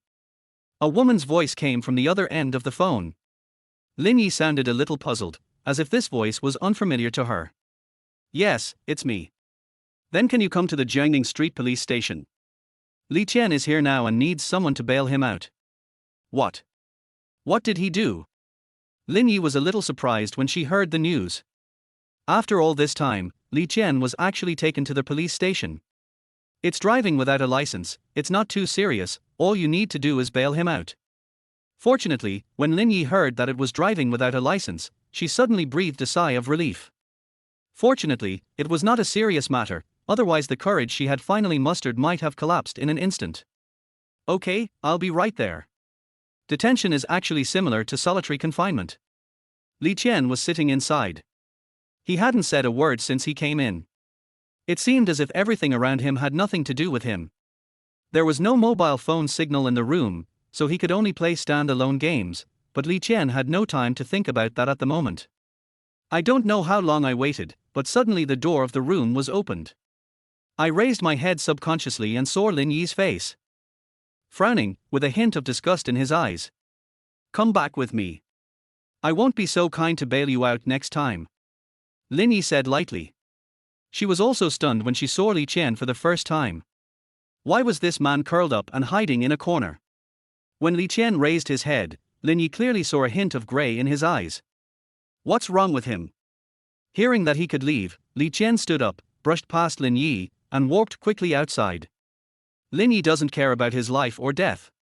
The reason why Lin Yi came this time must be because Li Xingnan called her.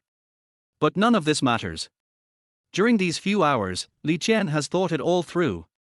He wants to leave this place, leave completely and never come back. No one here has any common topics with him, and no one here cares about him from the bottom of their hearts. It seemed like a cold world here. Li Qian could not find any warmth here. Even if he wanted to make a fire, his hands would be frozen by the cold.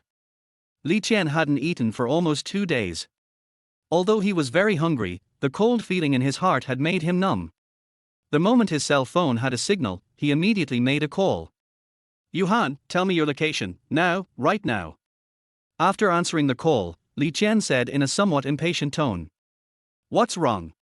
Did something happen over there? Do you want me to? Stop talking nonsense and tell me the location, do you hear me? Li Qian yelled. He didn't want to hear anything now. He just wanted to book a plane ticket and fly away immediately.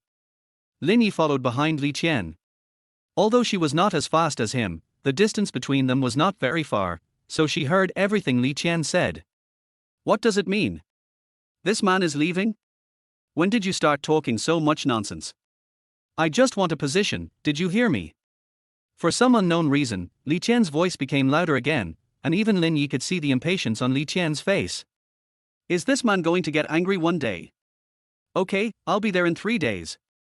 Li Qian hung up the phone without even looking back and walked straight forward. Jiangning Road is very close to Lin Yi's villa, and it only takes about 10 minutes to walk there.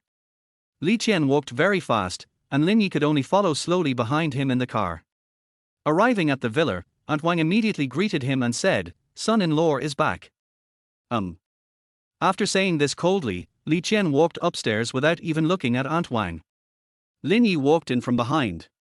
Aunt Wang looked at Li Qian's back and said, "Miss, your uncle. I don't know what's wrong with me."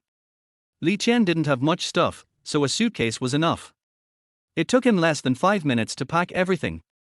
Just as he was about to see if anything else had fallen, he suddenly saw several bags on the bedside wardrobe. He remembered very clearly that these things were not his. I walked up and opened it, and saw that it was a set of clothes, and the most important thing was men's clothes. Is there any other man in the villa?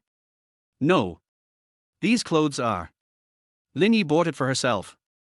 Chapter 15 Broken Company. Li Qianjun has already made up his mind to leave here because he feels very uncomfortable here. Although life here is relatively dull and not as crazy as outside, you are still in danger at any time. But there is also a fatal flaw here, that is, it is cold.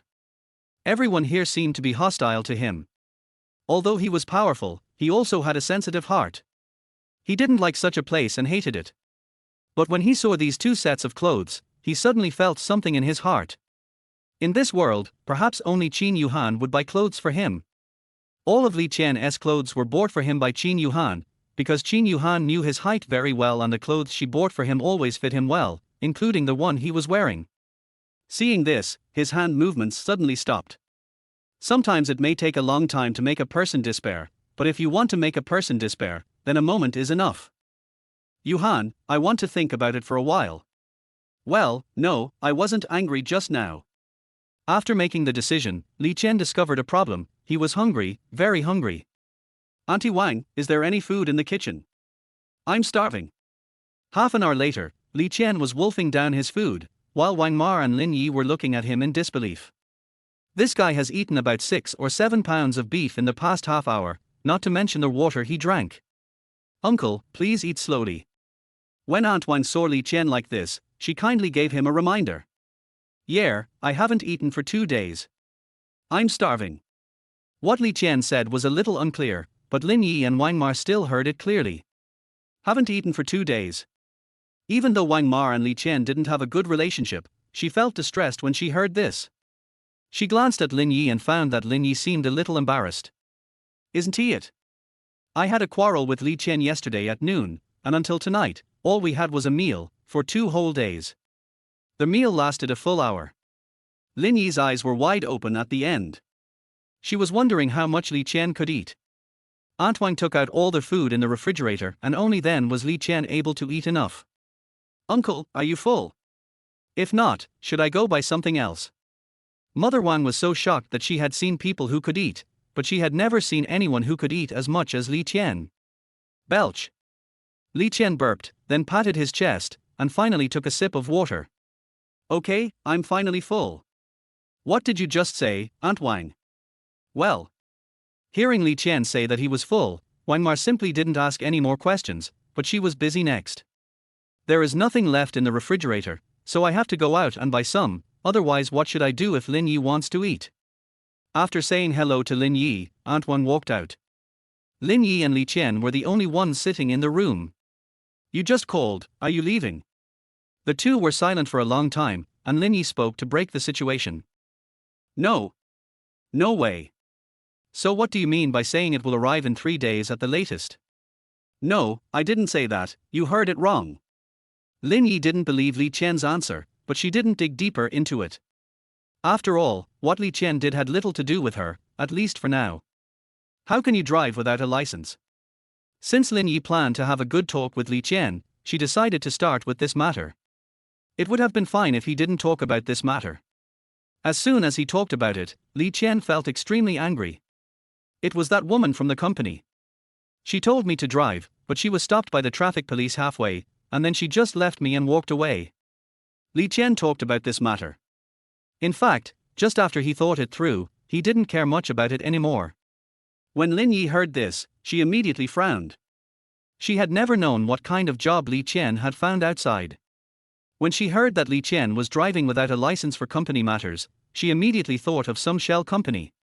It was obvious that Li Qian didn't even have any academic qualifications, so how could he possibly enter a formal company? What kind of crappy company are you working for? I asked you to come to my company but you didn't want to. Even if you work as a security guard in my company, it's much better than that company you're working for, right? To be honest, Lin Yi can't say that she has any feelings towards Li Qian now. She used to be dissatisfied, but after talking with her mother for a while, she slowly accepted the reality. Instead of being dissatisfied, she should let go of her little emotions and see how she gets along with Li Qian. As long as conflicts don't break out every 3 days, Lin Yi feels that she can accept it. Hearing Lin Yi say that her company was a broken company, Li Qian had nothing to refute. He knew that Lin Yi also had her own company, and the Lin family was also very wealthy. In comparison, his company was really not that good. Our company is fine, but some people are a little bit petty. Li Qian didn't know why Lin Yi had changed so much today and could chat with him calmly. But this was definitely a good start. You should resign now. I will arrange a job for you in the security department. It's an easy job with a monthly salary of over 4,000 yuan. Lin Yi thought about it and decided to say what she said last time. More than 4,000. My current salary is more than 6,000, plus the year-end bonus, it's close to 10,000. Forget it. My company is pretty good and their work is easy. Li Qianjun didn't mean to reject Lin Yi. He really liked his current job. There were so many girls around. What's the point of being a security guard? Hearing Li Qian's repeated rejections, Lin Yi felt unhappy. She had already come this far, why couldn't he back down a bit? As for whether the two of them could continue the conversation, Lin Yi became unsure. What's so good about your crappy company? Li Qian, I really want to talk to you and see if we need to be like strangers in the future, but I have arranged such a good job for you, why don't you want to? Chapter 16 Chen Yarjing is depressed. Parting on bad terms describes the situation that just happened between Li Qian and Lin Yi. However, today can be said to be the day when Li Qian and Lin Yi talked the most. Li Qian once thought whether he could apply for the Guinness World Record today. After dinner, it was around 3 o'clock, and no one knew where Lin Yi had gone. Judging from her style, she must have gone to her company at this time. Li Qian couldn't just sit there idle, so he went to the company as well. Hello, Yarjing. I haven't seen you for a few hours. You look beautiful again. Qingqing is fine too. Brother Chen missed you so much. Yeah, hello everyone, did you miss me? Normally the entire public relations department is quite dull because there are so many things to do, but since Li Qian came, things have become a little different. Do you know what I encountered on the way here? A woman chased another woman and beat her up, saying that the other woman was a mistress. There were a lot of people watching at the time. In front of Xu Qingqing, Li Qian began to speak. Sure enough, this sentence successfully attracted Xu Qingqing from her work state. Really? That mistress is too abominable. It's not good to just hit someone. Xu Qingqing said something, and it was obvious that she was still skeptical about things like this that appeared in the news. Yeah, I thought so too. The world is going downhill. They started beating people in the street, so I just left without looking back. It's the right thing to do. It's never a good idea to join in the fun. But I just took 2 steps and heard the group of people saying, "Quickly take off her pants and clothes." I couldn't help it and went back. Puff. Xu Qingqing really couldn't help but burst out laughing. Brother Qian, you are so mean. I didn't even realize you were telling me a joke. Xu Qingqing only realized at this time that this was not Li Qian's experience at all, but a story he made up. Hey, what do you think? Brother Qian, am I quite humorous? No, you're a pervert. Li Qian always shares some short stories he has read on the internet with everyone in the public relations department, and of course, he always adds his own understanding to them. As a result, the entire public relations department would occasionally burst into laughter, and then some girls would curse Li Qian with red faces. It was really that Li Qian didn't know what shame was and kept telling dirty jokes. The kind where you hear the beginning and never expect the ending. Ahem. There was a sudden cough, and the entire public relations department became quiet in an instant because Su Xiaoye came. No one dares to laugh in front of this cold-faced big sister, especially during working hours. I'm here to inform you of something. It's a last-minute decision. After get off work, let's go to the Haitian Hotel. I've reserved 2 tables of food there. It's been a while since our department has had a meal together. Let's have a small gathering tonight. We still have 3 busy days ahead. The public relations department will be on holiday next week, and the next 3 days will be very busy, so Su Xiaoye thought of inviting everyone in the department to a dinner party. The PR department, which had been quiet just a moment ago, suddenly burst out with all her energy. Yeah, long life sister. Big sister, I love you. I want to give birth to a baby for you. There was no other expression on Li Qian's face. At this moment, he glanced and saw Chen Yarjing. There was something wrong in her eyes. She did not shout or yell like those people, but just lowered her head silently and looked at the computer screen. Li Qian didn't pay attention to Chen Yarjing at first, until now, he began to pay attention to her, because Chen Yarjing at this moment was completely different from that in the morning. The vitality she should have had was gone. Even when he was joking with him just now, the smile on her face was so forced. After get off work, we went out to eat and everyone was in high spirits. When Su Xiaoye passed by Li Qian, she didn't say a word, but just gave him a gloating look. It was obvious that she felt that she had played a trick on Li Qian and felt very accomplished. Li Qian didn't care much about this kind of little woman's mentality. Although he was sad for a moment because of that incident, he was fine now. Haitian Hotel is a 4-star hotel in Jiangsu City, which is considered to be very good.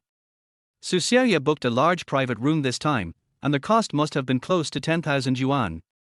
There was a group of people, and everyone turned their heads to look at them. Li Qian also discovered a problem, that is, it seemed that every beautiful woman in the public relations department had a car, except him, a man. Whose car is better to take? Seeing Chen Yarjing take out the keys from her bag, Li Qian immediately walked over and said, "Yarjing, how about I help you drive?" At this time, Li Qian completely ignored the fact that he did not have a driver's license. Chen Yarjing was not in the right mood and originally wanted to not attend the dinner tonight, but when she saw that everyone was so happy, she really didn't want to cause any unpleasantness because of herself, so she came over. Li Qian also saw this point clearly. If Chen Yarjing was allowed to drive in this state, she might get into a car accident halfway and not know what happened.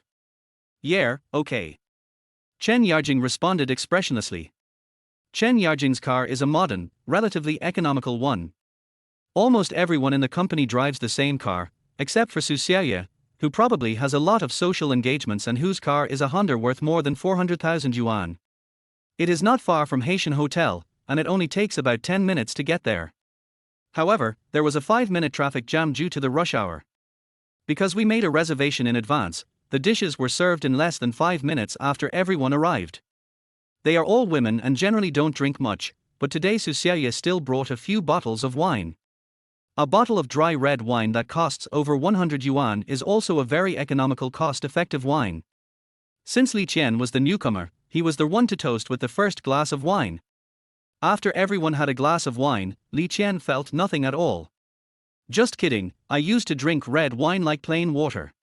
Just when everyone started to eat, Li Qian, who was sitting next to Chen Yarjing, discovered a problem. That was that not only did Chen Yarjing not eat the food, but she was drinking continuously. After seeing Chen Yarjing drink 3 cups in a row in one gulp, he finally frowned. Eat some food and then drink. Li Qian used his chopsticks to pick up a piece of fish for Chen Yarjing, but he felt that it was not appropriate and immediately said, "I haven't used my chopsticks yet." Chen Yarjing's face turned slightly red. She glanced at Li Qian and said softly, "Thank you. It was a very enjoyable meal." There were both tough ladies and ladylike ladies, and both meat and vegetables were served at the table. Everyone said whatever they wanted to say, and with Li Qian's lively atmosphere, naturally everyone had a great time. However, Chen Yarjing kept drinking until Susiaya noticed her. "Li Qian, please send Yarjing back later. She can't drive." They drank very little today, so it was no problem for others to drive, but it was impossible for Chen Yarjing, who was already lying on Shu Qingqing, to drive. "Well, I still have to go home. Besides, I've been drinking." Li Qian really wanted to go home, and at this time Aunt Wang must still be waiting for him to come back. "Are you still a man? Yarjing is in such a state, why don't you send her back? As the leader of the company, I..." "Stop, can't I take her back?" Li Qian finally agreed to it because he couldn't stand Susiaya's nagging anymore. But when he saw Chen Yarjing almost collapsed into a ball, Li Qian began to worry. "Where does she live? Hey, don't leave, tell me where she lives first." Chapter 17 Black Dragon Armband. "Auntie Wang, there's no need to wait for him. Go and get some rest." Lin Yi walked down the stairs in her pajamas. It was already past 10 o'clock, and Li Qian still hadn't come back. Aunt Wang had already heated up the food several times, but she couldn't see Li Qian anymore. This was the 3rd time Lin Yi came down. She couldn't bear to see Aunt Wang waiting any longer. "It's okay. I'm old anyway and my sleep is light. Waiting a little longer won't be a big deal." On the other side, Li Qianjing was supporting the drunk Chen Yarjing, but he really couldn't drive. God knew where her home was. Although it was summer, the night was still very cold. After the two walked for a while, Chen Yarjing slowly regained some consciousness, but she still looked a little confused. "Huh? Why are you with me?" Chen Yarjing basically said this while leaning on Li Qian's shoulder. Smelling the fragrance emanating from Chen Yarjing, Li Qian was a little distracted for a moment. However, he knew very well that although Chen Yarjing was usually casual and often played with him, she had never done anything out of line. They all went home. "You drank so much and no one was there to take you home. I was the only one who could do hard labor for you." Li Qian turned his head slightly, but suddenly found that Chen Yarjing was looking straight at him. Because of the turn of their heads, their lips almost touched each other. When it comes to relationships between men and women, Li Qian has never been a self-disciplined person. He often goes to entertainment venues abroad. After all, in that kind of environment, if there is no place to vent, it is easy to become psychologically distorted. For example, every day you look at a pile of corpses, watch your teammates struggling to death in front of you, watch your teammates having their arms and thighs blown off, and see bloody scenes. It is undeniable that Chen Yarjing is a beauty, a mature and sexy beauty, but after just a moment, Li Qian turned his head away to avoid embarrassment. Seeing that Li Qian didn't dare to look her in the eyes, Chen Yarjing suddenly laughed. At this moment, Li Qian looked like a shy little boy. "Little brother Xiao Qian, do you think I'm beautiful?" Suddenly, Chen Yarjing blew a breath in Li Qian's ear and asked softly. Whoosh! Li Qian really couldn't stand it anymore. Chen Yarjing's 2 soft parts were always on his body. It was so uncomfortable. "Pretty. Why don't you dare look at me? Hey Yarjing, where do you live? I'll take you back first." Hee, I live right here, brother, you didn't even know." After Chen Yarjing finished speaking, she pointed directly to an apartment building next door. Oh, right next to the company. Because Li Qian really didn't know where Chen Yarjing lived, he subconsciously took her towards the company. Unexpectedly, Chen Yarjing actually lived here. A few minutes later, Chen Yarjing opened the door of her room. It was a spacious duplex apartment with 2 bedrooms, a living room, and a large balcony. If you want to buy a house like this in Jiangju, you will need at least 2 million yuan. If you want to rent it, it will cost 5,000 yuan per month. However, the first time Li Qian came in, he felt something was wrong with this apartment. There is not only one person living here, there is another person, and he is a man. Li Qian thought about it and understood. Chen Yarjing is already 28 years old and must be living with her husband. Sister Yarjing, my mission is complete after I send you off. I will leave now. Just standing at the door, Li Qian didn't even think about going in. Chen Yarjing was changing into slippers when she heard Li Qian say this. She immediately asked, "What's wrong? Why don't you come in and rest for a while? At least have a glass of water." "No need. You have other people at home. It would be bad if someone misunderstood you. Is there someone else?" After hearing this, Chen Yarjing took a look inside. The ashtray on the table in the living room was still there, and a pair of men's slippers were next to it. Chen Yarjing came straight to Li Qian, grabbed his arm and walked inside. "There's no one else here. I'll be the only one living here from now on." Just as she said this, there was an indescribable loneliness in Chen Yarjing's eyes. Li Qian did not struggle and let Chen Yarjing pull him to sit on the sofa. "Want to drink?"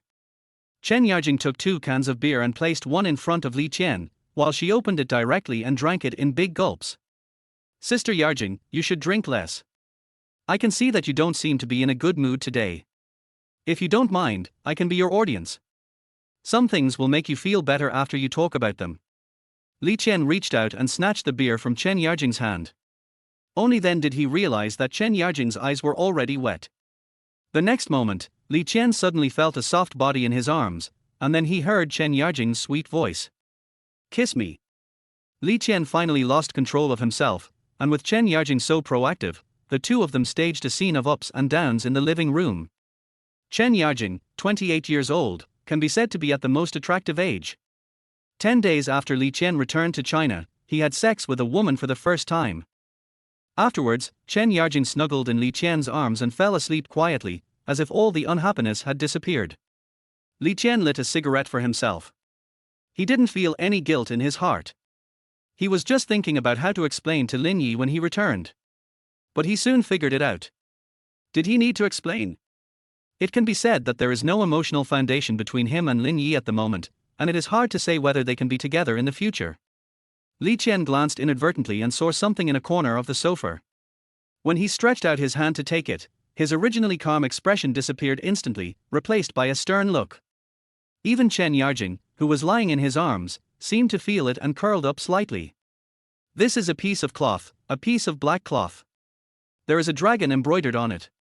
If Li Qian had not seen it before, he would never have thought it was a dragon because it was too abstract. Black dragon armband. Yes, this is an armband, the kind that is usually placed on the arm and is often used in the military. Li Qian had seen the black dragon armband more than once. He even knew that the black dragon armband was only for low-level members of a certain organization. There were also the silver dragon armband and the gold dragon armband. "Why are you here? Could it be?" Li Qian glanced at the sleeping Chen Yarjing and shook his head secretly. This thing definitely couldn't belong to Chen Yarjing, so it seemed. Suddenly, Li Qian heard footsteps coming from the door of the room. The footsteps were very light and most people couldn't even hear them. Chapter 18 Dragon Soul. He gently placed Chen Yarjing on the sofa and covered her body with a blanket. Then Li Qian tiptoed towards the door. He did not open the door immediately, but stood at the door and put his hand on the handle. He could already feel that there was someone standing outside, and he could also sense a faint murderous aura. Just then, the doorknob moved. Li Qian's eyes narrowed, and the moment the door opened, he moved sideways and got out. When he saw a figure, he grabbed the other person's throat without saying a word. The other party obviously did not expect that the person in the room would have such strength. He was caught off guard and was actually caught by Li Qian. To be honest, Li Qian didn't expect that the opponent was not as strong as he imagined, and he couldn't even dodge his attack. Isn't he this person the owner of the Black Dragon armband? Li Qian began to grumble in his heart, but he did not forget to close the door, and then he carried the man directly to the stairs. Who are you? Li Qian asked in a deep voice. The man looked to be about 27 or 28 years old. He was good looking and had a masculine look, but his eyes looked a little gloomy. After the man found out that he was caught, he was not panicked at all. He was even a little angry when he saw Li Qian. Who am I? It doesn't matter. Who are you and why did you come out of Yarjing's room? The man began to question Li Qian. I can come out from wherever I want, what's it to you? Li Qian could feel that the guy in front of him was very arrogant, but his arrogance was completely misplaced. In front of him, even if you are dragon, you have to lie down. No business? I'm her husband, you'd better explain it to me, or I won't let you leave this building. Her husband? I don't know. When Li Qian heard the man say this, he actually felt a little guilty, so he immediately let go of his hand after he finished speaking. When the man saw Li Qiansong's hand, he immediately took out an ID from his pocket. I'm from Dragon Soul. I suspect you are involved in a military espionage case. Please come with me. The man turned hostile and took out handcuffs. Yo-ho. Li Qian grabbed the certificate, opened it and took a look. It was indeed the unique logo. Now he was sure that the Black Dragon armband in the room belonged to this man. Dragon Soul, wasn't that the name of that organization? When the man saw that Li Qian had a mocking look on his face, he immediately became even angrier. He had just broken up with Chen Yarjing and had been planning to come back to get some things and see if there was any chance for him to have something happen with Chen Yarjing again.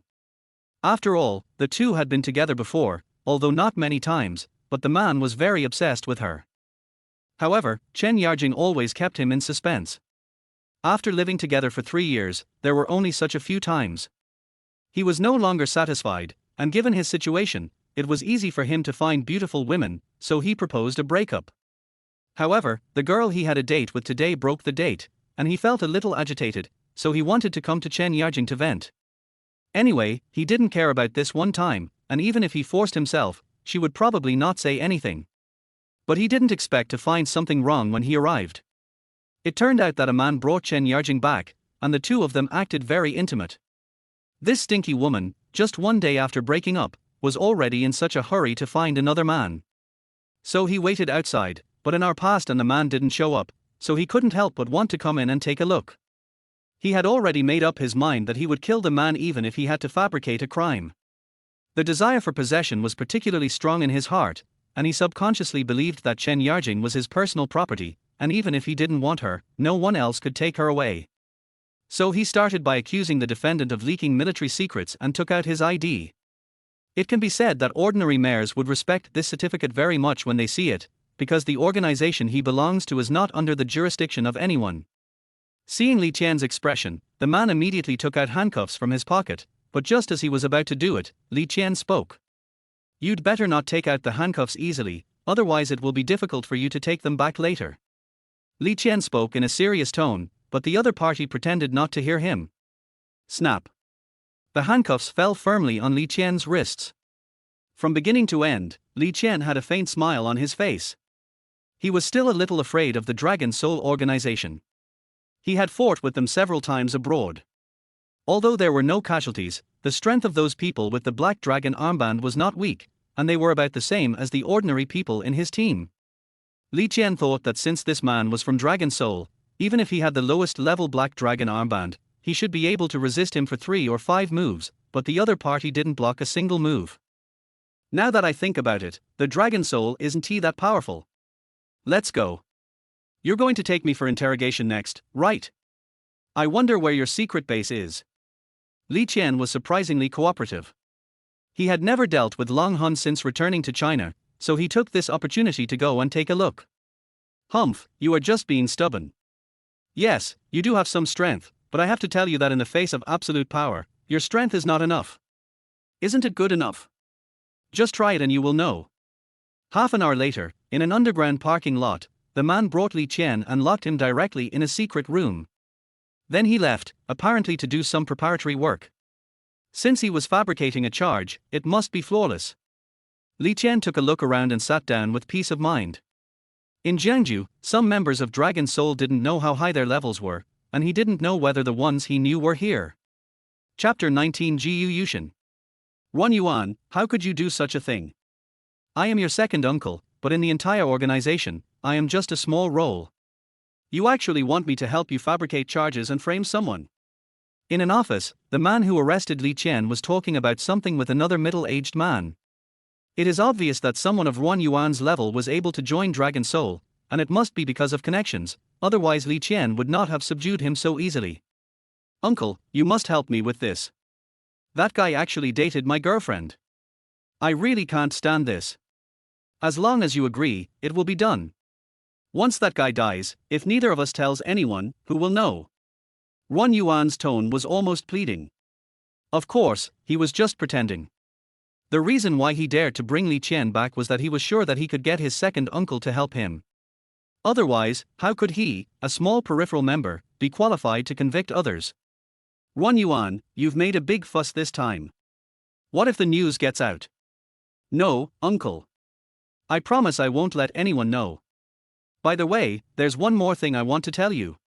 My dad will be on a business trip tomorrow and may not be back for about a month. Ron Yuan took out his trump card. He knew about the dirty things between his second uncle and his mother, so he could use this incident to get him to help him.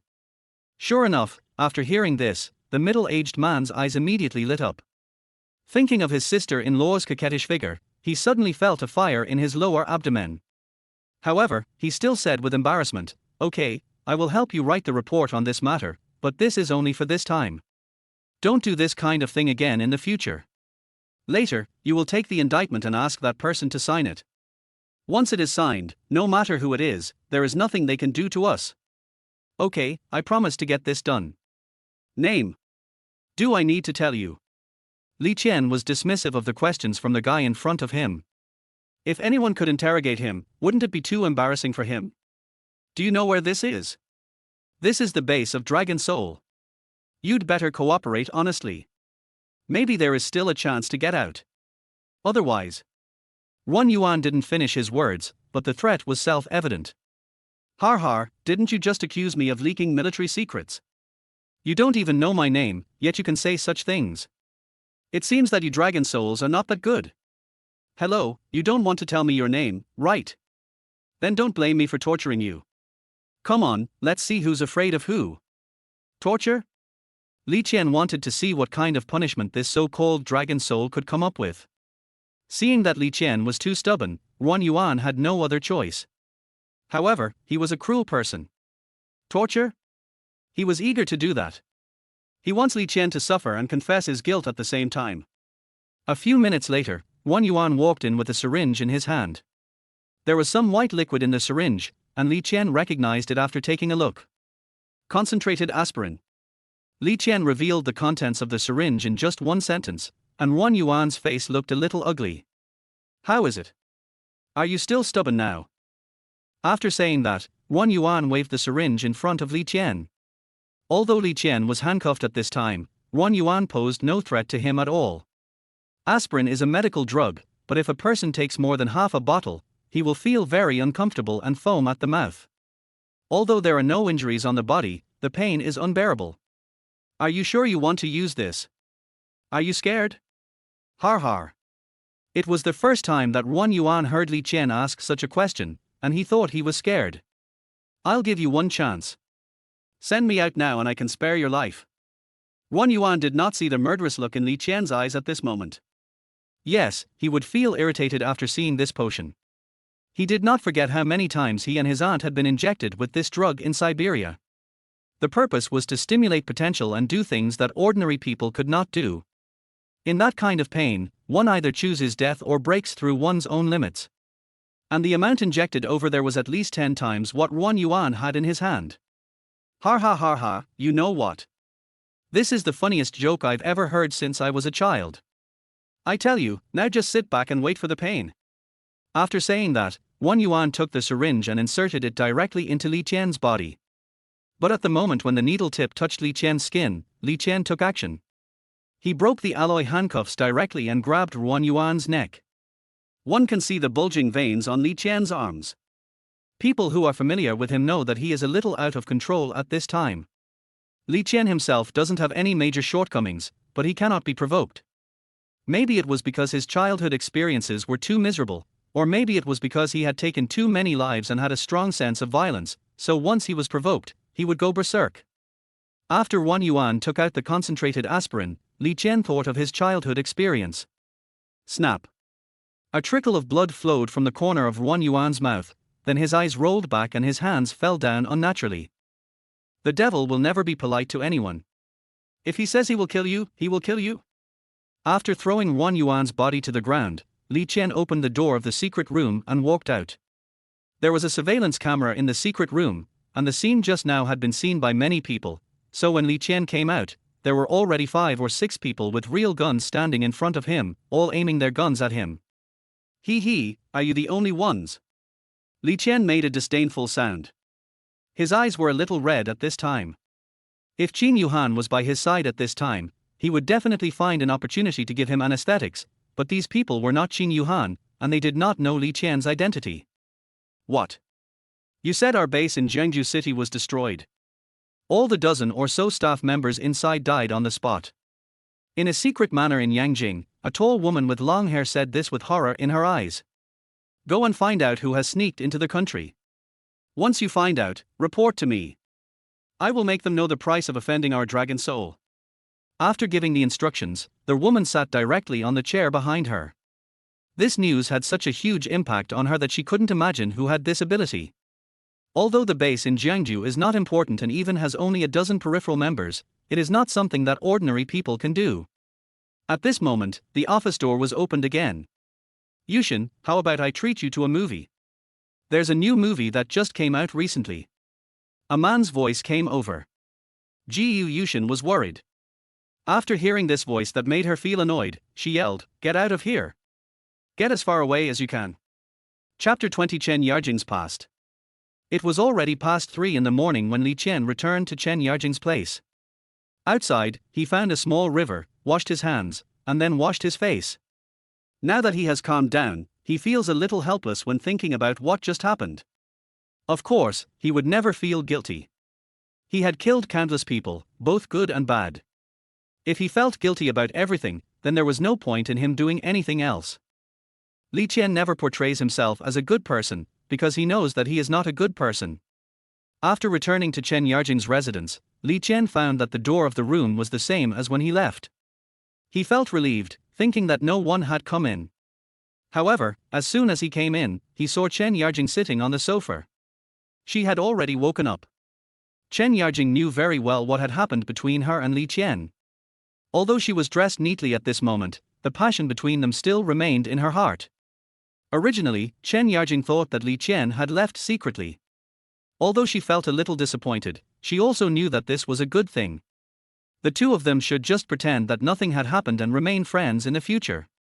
But not long after she woke up, Li Qian came back. Li Qian was fine during this meeting, as he was thick-skinned enough. But Chen Yarjing was embarrassed.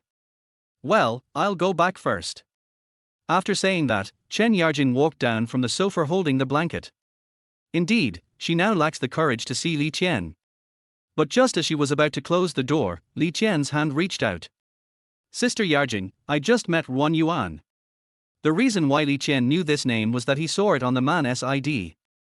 Upon hearing the name, Chen Yarjing trembled all over. How could you? He was just at the door, trying to come in when you fell asleep, but I saw him. Li Qian did not hide anything, that was the fact. When she heard that Li Qian had run into Wang Yuan, Chen Yarjing immediately asked, Did he do anything to you? It's my fault. I shouldn't have let you come here. It was the first time that Chen Yarjing saw Li Qian so calm. She thought that he had suffered a loss at the hands of Wang Yuan, so there was some worry in her words. But Li Qian suddenly laughed after hearing it. Sister Yarjing, can I ask you a question? Do you care more about me or him? Li Qian's question was completely shameless, and Chen Yarjing felt even more embarrassed after hearing it.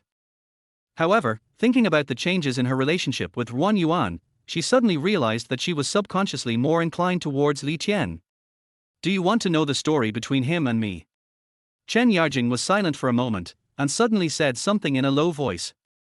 Half an hour later, Li Qian and Chen Yarjing sat on the edge of the bed, and Li Qian finally knew the relationship between Chen Yarjing and Wang Yuan.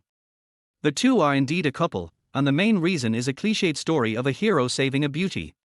Wang Yuan was handsome and had good fighting skills, so naturally he won Chen Yarjing's favor. Chen Yarjing was the image of an urban beauty. Since she was in love, she would not refuse anything, so the two of them lived together. The first 2 months were fine. Although Chen Yarjing felt that Wang Yuan was elusive every day, she still had a great impression of him because of the heroic act of saving the beauty. Later, when Wang Yuan exposed himself intentionally or unintentionally, Chen Yarjing learned of Wang Yuan's identity. It turned out that he was from a mysterious organization of the country. From then on, Chen Yarjing understood Wang Yuan's elusiveness better. But just 2 years ago, Wang Yuan's temper became more and more weird. Sometimes when they were in bed, he would even make some unreasonable requests. To what extent were they unreasonable? Chen Yarjing thought she was very open-minded and could not accept that kind of behavior. The most bizarre thing was that Wang Yuan actually said that one of his colleagues also liked Chen Yarjing and asked if the three of them could be together. Chen Yarjing became famous at that time. What did he think of himself? From then on, Chen Yarjing began to refuse any request from Wang Yuan and even locked her bedroom door when she went to sleep. But Wang Yuan is a man after all, and he has excellent fighting skills. He forced Chen Yarjing several times in the past 2 years, until Chen Yarjing couldn't bear it anymore and broke up. What Chen Yarjing didn't expect was that Wang Yuan agreed so readily, but it was also a relief for Chen Yarjing.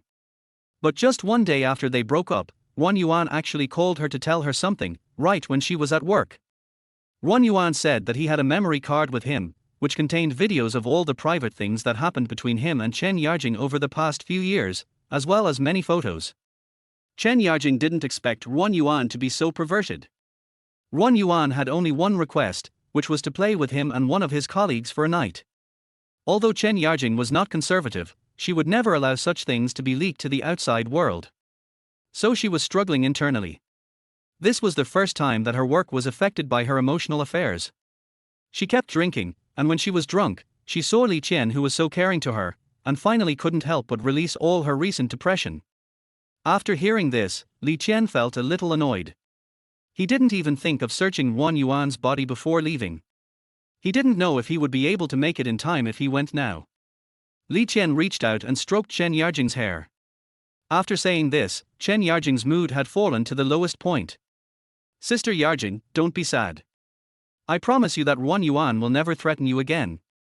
I will help you get those things back, okay?"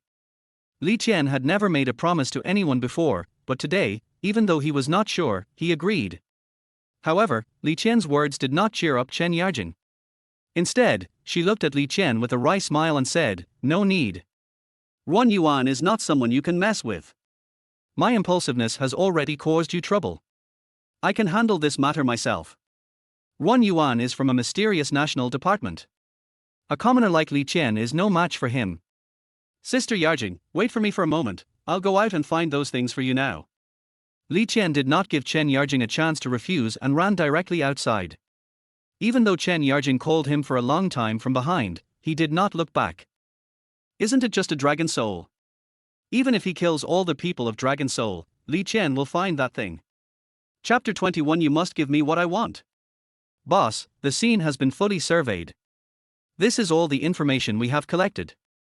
In a basement somewhere in Jiangju, more than a dozen people were busy coming and going. Many of them were seen wearing white gloves and holding transparent plastic bags in their hands. Jiyu Yushin rushed to Jiangju almost as soon as possible, and she even used a helicopter for this purpose.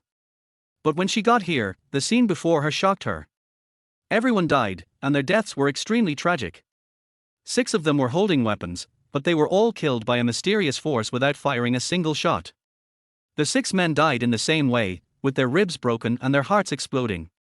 The remaining people had their arms torn off, their necks twisted, and their abdomens pierced, with their internal organs spilling all over the floor. Jiyu Yushin had no idea how long it had been since she had seen such a brutal scene. Even when she had followed the organization to the African battlefield that year, it was still far less shocking than today's.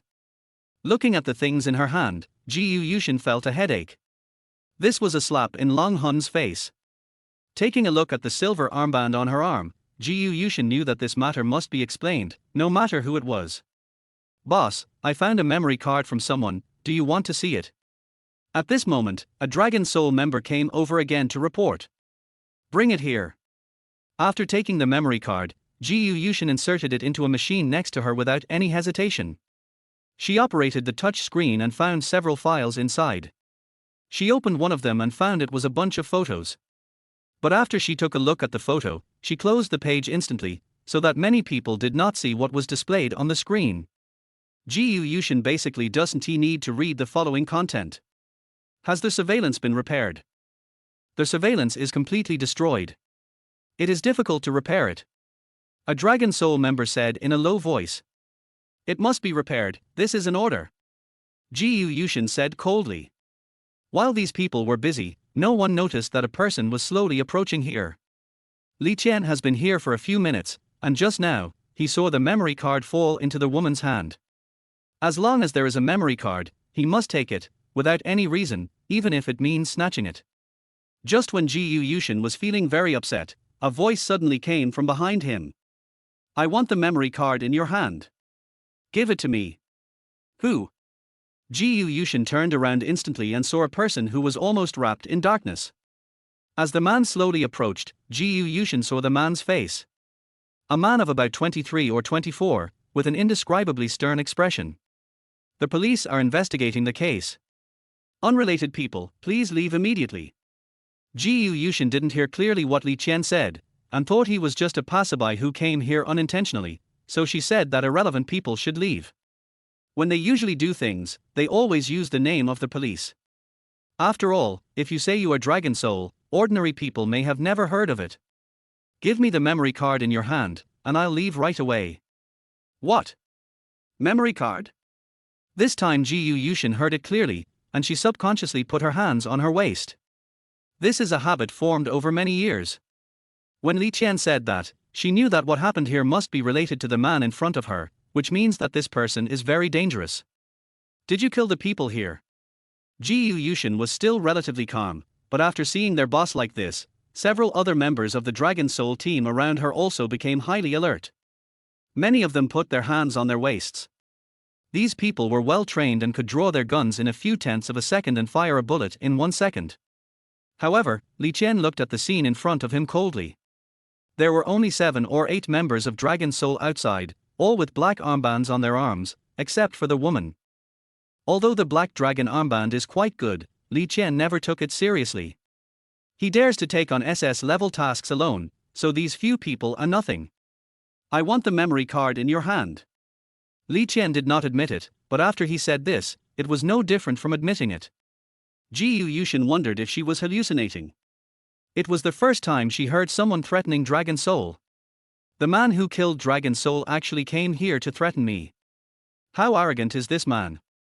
After quietly winking at a few of his men, Ji Yushin continued calmly, if you want me to give it to you, wouldn't that make me lose face? You must give me what I want. How much is your face worth? Ji Yushin was choked by the ruthless counterattack and was speechless. Prepare.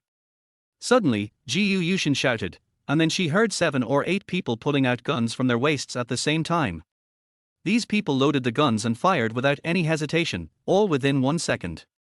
Ji Yushin no longer wanted to waste time with this man and wanted to resolve the issue first, because she always had a sense of danger in her heart, and that feeling came from the man in front of her. Swoosh, swoosh, swoosh. The sound of a pistol equipped with a silencer was not very loud, but after more than a dozen shots were fired in succession, the scene in front of them left everyone dumbfounded. The man disappeared from the spot almost instantly, and was replaced by his boss, who was actually caught by the other party. Li Qian tightly pinched Ji Yushin's neck with his right hand, showing no mercy at all because she was a beauty. Ji Yushin's face turned red at this moment, but she was horrified in her heart. The owner of the Silver Dragon armband and a core member of Dragon Soul was completely unable to fight back and was captured alive. Just now, Ji Yushin didn't even see how the man came over. If Ji Yushin had come here an hour ago, there is no doubt that Li Qian would have broken her neck. However, this time Li Qian was not overly stimulated and did not go into a rampage. Naturally, he had no intention of killing these people. Just as he grabbed Ji Yushin, Li Qian's other hand had already reached into the computer next to him and directly grabbed the memory card. After getting what he wanted, Li Qian let go of Ji Yushin without hesitation and walked forward. As he was about to leave, several Dragon Soul members could not help it and were about to chase after her when Ji Yushin made a gesture. "Everyone, come back and clean up the scene as soon as possible. All the dead have been buried. This matter is over now." Chapter 22. The Big Devil is back. Ji Yushin was scared. Why? Because she recognized this man at the last moment. This matter dates back to a year ago, when Long Hun received a mission to escort an important person to Africa, which required crossing a large desert. The owner of the Dragon Soul's Silver Dragon Armband and the two owners of the Gold Dragon Armbands all disguised themselves as owners of Black Dragon Armbands. The purpose was not to attract too much attention. Otherwise, when the enemy saw such a large formation, even a fool would know that they were protecting an important figure. But the group was unlucky as they encountered a fight between two groups of people on the way. They thought they were enemies and became alert. In the end, a team called Sirius Squad won. However, because there were people from their side nearby, the Sirius Squad thought they were enemies. Both sides fired several shots. Although no one was killed, several people on their side were injured. Ji Yushin participated in the battle that time. It was the first time she discovered that the foreign mercenary team was so powerful. After all, she was an owner of a Silver Dragon Armband, but she was able to fight a draw with the ordinary soldiers there. Maybe it's not a draw yet, the other party gave in deliberately because he saw that she was a woman. Of course, it was finally discovered that it was a misunderstanding, and Ji Yushin also found out that the Qianlang team was composed entirely of Chinese people. She vaguely remembered that the big guy chatted with the leader of the Sirius team for a while. After she returned to China, the matter was kept strictly confidential by her superiors, but she was a core member of Dragon Soul after all, and eventually she learned some inside information. The captain of the Sirius Squad is a 24-year-old man whose name is unknown, but his nickname strikes fear into the hearts of all mercenary teams. The Devil, a real big devil. After reading the other party's resume, Ji Yushin felt that the information was made up. How could someone reach that level of ability? He single-handedly charged into a mercenary team of more than 30 people and not only wiped out all the opponents, but also remained unharmed. There are a total of 11 SS-level missions on the international killer list so far, but only 3 missions have been taken up, 2 of which were taken up by the Sirius Squad, and the other was taken up by the world's largest mercenary team. As a result, nearly 500 people were sent, but still failed. In other words, in this world, there is no one else who can complete the SS-level mission except the Sirius team. No, to be specific, there is no one else except the Demon King. Next to the resume, there was a photo. The man in the photo had a gentle smile. No matter who it was impossible to associate him with the devil who killed people without blinking an eye. But today Ji Yushin believed it. The man just now looked exactly like the man in the photo. The only difference was his aura. When talking to him, no matter who it is, no one can raise a tone of resistance and will subconsciously obey his orders. Ji Yushin was in that state just now. It was the first time that she was shocked by someone simply by his aura. So, she decisively gave the order not to pursue. Just kidding, if she angered this big devil, these dozen people would have to die here today. Ji Yushin had no doubt at all that the man definitely had this ability. Now she just wanted to go to Yangjing as soon as possible, report the matter, and let everyone know that the big devil is back. "Sister Yarjing, I'm back." Standing at the door, Li Qian smiled at Chen Yarjing. During the more than half an hour since Li Qian left, Chen Yarjing had been blaming herself. She regretted that she should not have said so much to Li Qian. After all, Li Qian was young and energetic and could easily become impulsive. Look, when Li Qian's voice came, she almost ran to his side and threw herself tightly into his arms. The two didn't speak, but everything was obvious at this point. Especially when Li Qian placed a memory card in front of her. At that moment, Chen Yarjing felt that her whole body and mind were captured by Li Qian. At that moment, she was willing to be Li Qian's slave. At that moment, she was willing to do anything for Li Qian. "Okay, you're still crying at this age, Sister Yarjing, why don't we sit down and take a look at the contents here? I'm very interested in these things." Li Qian smiled at Chen Yarjing, no longer having the cold expression he had when facing Ji Yushin just now. When Chen Yarjing heard Li Qian say this, she felt so ashamed that she immediately snatched the memory card from Li Qian and ran to her room. But before she left, she said, "Humph, you men are all like this, perverts." After returning to her room, Chen Yarjing immediately inserted the memory card into her computer. She wanted to confirm it. When she saw the contents of the memory card, her eyes became moist. Li Qian actually got the things back. She really didn't dare to imagine it before, she was even prepared to be humiliated. But all this happiness came so suddenly. Li Qian's smile appeared out of nowhere in her mind, lingering for a long time and could never be shaken off. "My enemy, my life has been ruined by you. Sister Yarjing, please rest for a while. I have to go back." Seeing that Chen Yarjing had not come out for a long time, Li Qian could only shout at the door. As soon as Chen Yarjing heard that Li Qian was going back, she opened the door immediately. "Why do you want to go back so suddenly? It's already past 5 o'clock. Can't we wait a little longer and then go to work together after we have dinner?" To be honest, Chen Yarjing really hopes that Li Qian can be with her now. Our work starts at 9 o'clock, and I still need to go back and get some sleep. Li Qian touched his head and said something awkwardly. "Can't I sleep here at my sister's place?" After Chen Yarjing said this, even she was scared. When did she become so bold? "I'm afraid that won't work. I haven't been home all night, and my wife must be worried." In fact, Li Qian was not afraid that Lin Yi would be anxious. Even if he didn't go back, she probably wouldn't be anxious. It's just that he felt a little awkward here now. After all, he and Chen Yarjing were a single man and a single woman. After hearing Li Qian's words, Chen Yarjing's face suddenly turned pale. "Are you married?" Chapter 23 Meddlesome. After hearing Li Qian say that he was already married, Chen Yarjing let him go. At this time, Li Qian did not explain too much. He let Chen Yarjing run to her room and slammed the door shut. It was almost dawn. After Li Qian left the apartment, he headed towards the villa immediately. At his speed, it would take him about 15 minutes to get there. It wasn't too far, but it wasn't close either. What happened that night changed Li Qian. In the past, he could pretend to be the son of the Li family and act crazy and stupid outside, eating and drinking for free. But after what happened last night, his identity could no longer be hidden. Although it was not known to everyone, some important people would still know it. After Li Qian returned to China, he had always done a good job of keeping secrets. If the memory card incident had not happened last night, Li Qian would have been able to erase all traces. However, things eventually developed in a direction he had not expected. Li Qian still had some vague impression of the woman he caught, as if he had seen her a year ago. When Li Qian returned to the villa, the first thing he saw was Lin Yi sitting in the living room eating breakfast. "It's only 5:30, how can she get up so early?"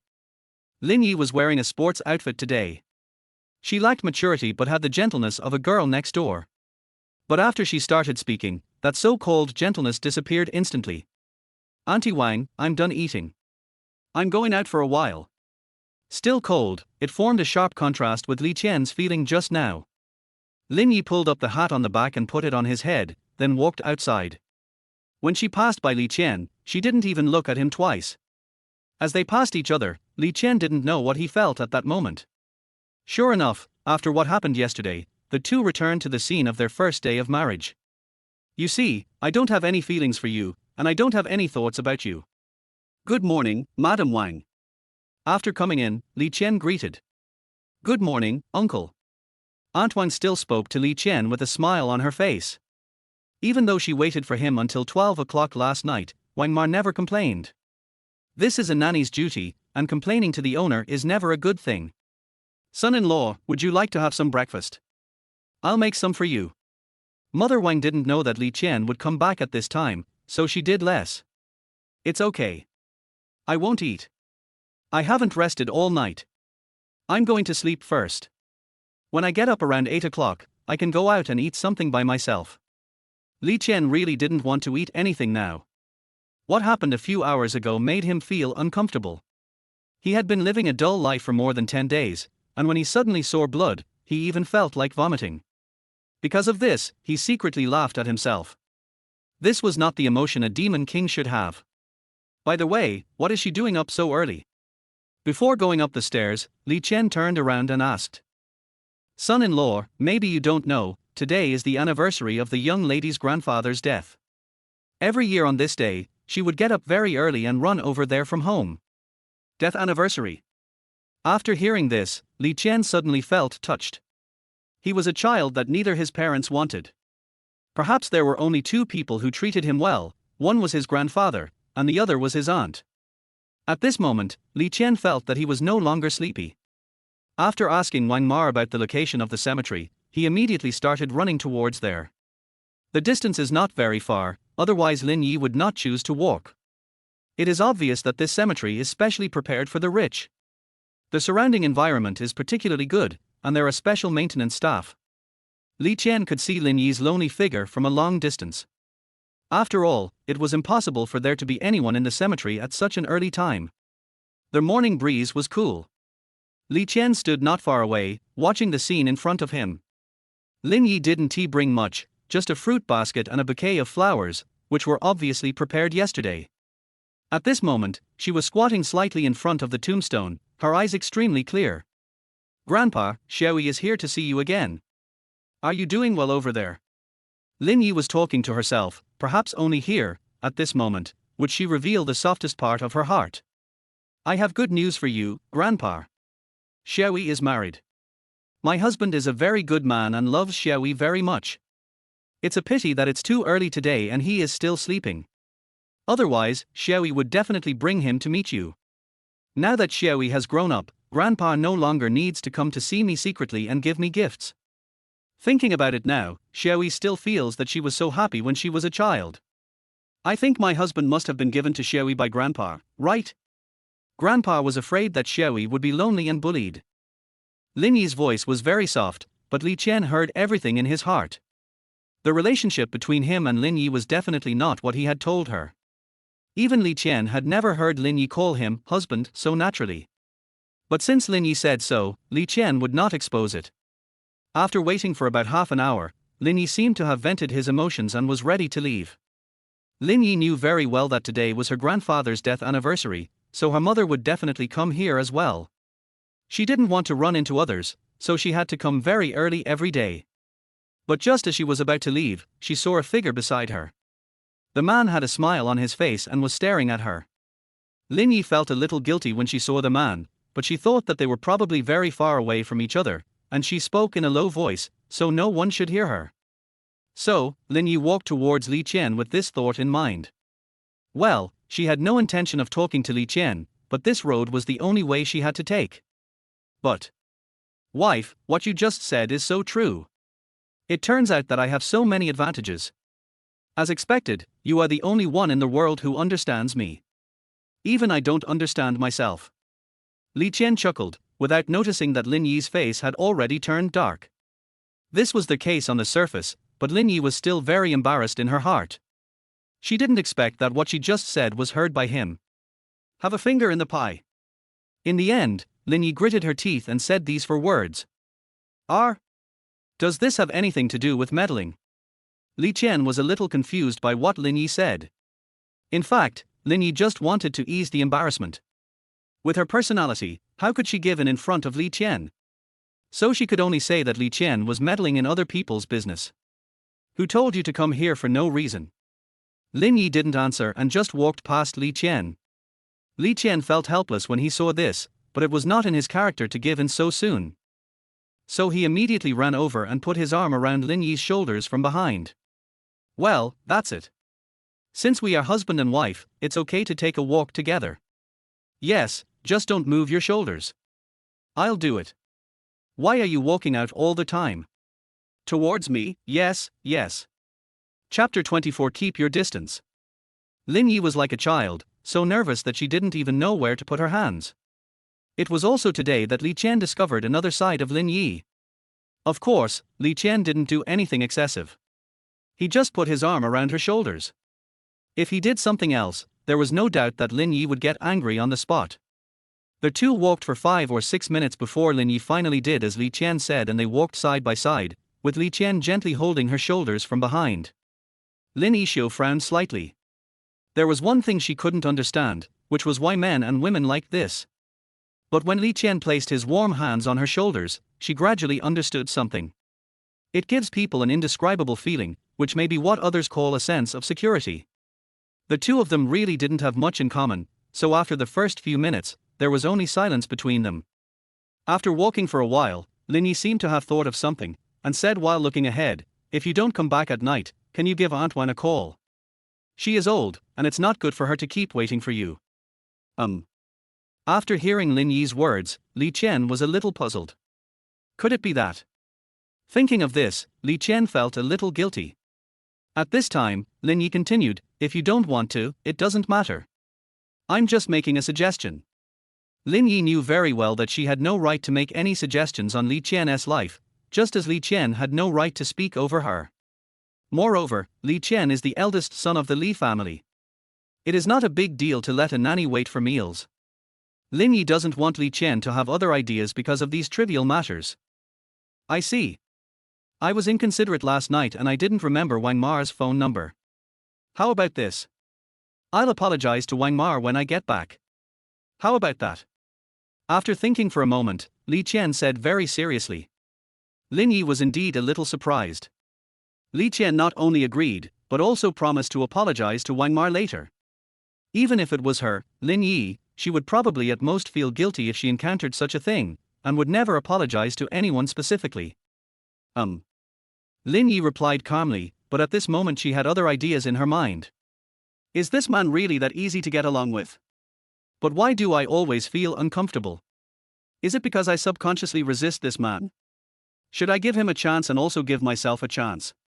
Move into my room tonight. Lin Yi mustered up the courage to say these words. This also means that she has begun to try to accept this marriage. What?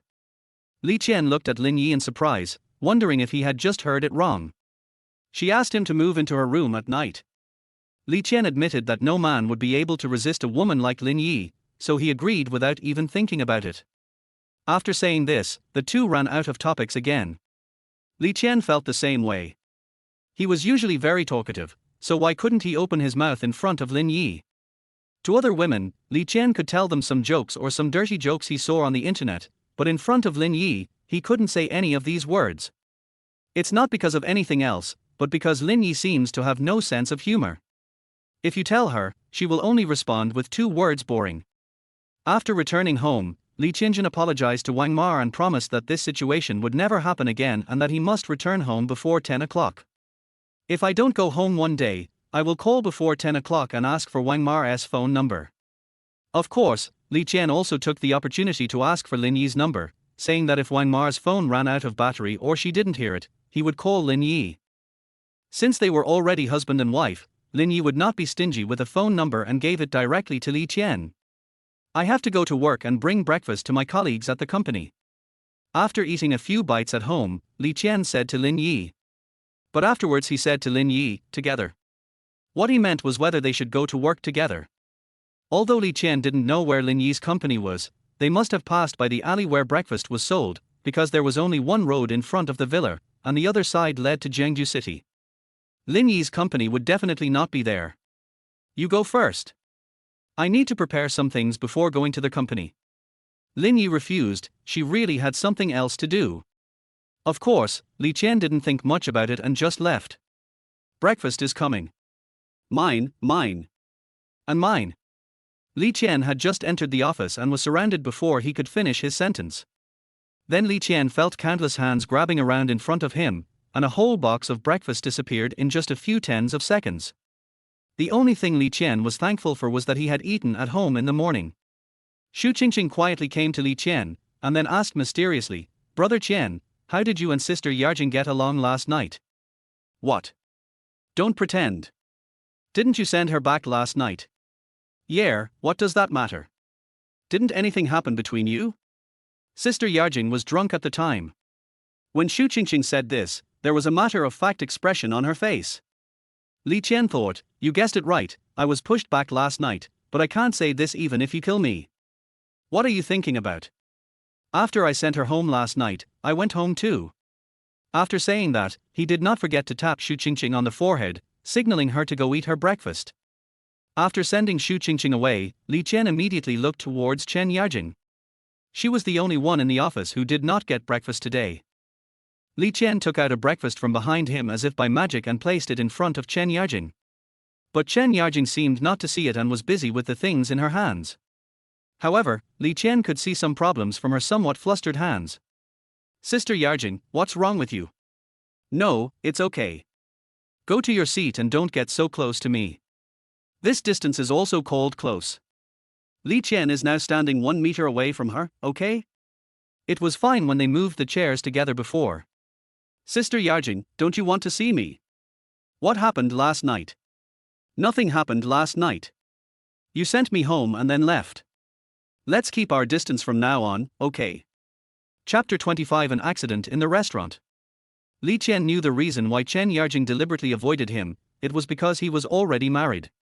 Li Qian also understood a little about Chen Yarjing's thoughts, but now was not the time to explain, and he didn't know how to explain. And just like that, it was noon. This is the first time Li Qian has been in the company at noon since he started working. Naturally, lunch will be eaten in the company cafeteria. After all, Allure International is a large company with hundreds of employees, so it must have a restaurant, and it's not a small one. The restaurant covers an area of more than 200 square meters, which is half the area of a floor of Hongmao building. The restaurant offers dishes of various flavors, and at meal time, the entire restaurant is crowded with people coming and going. Meals are free, just come with your work ID.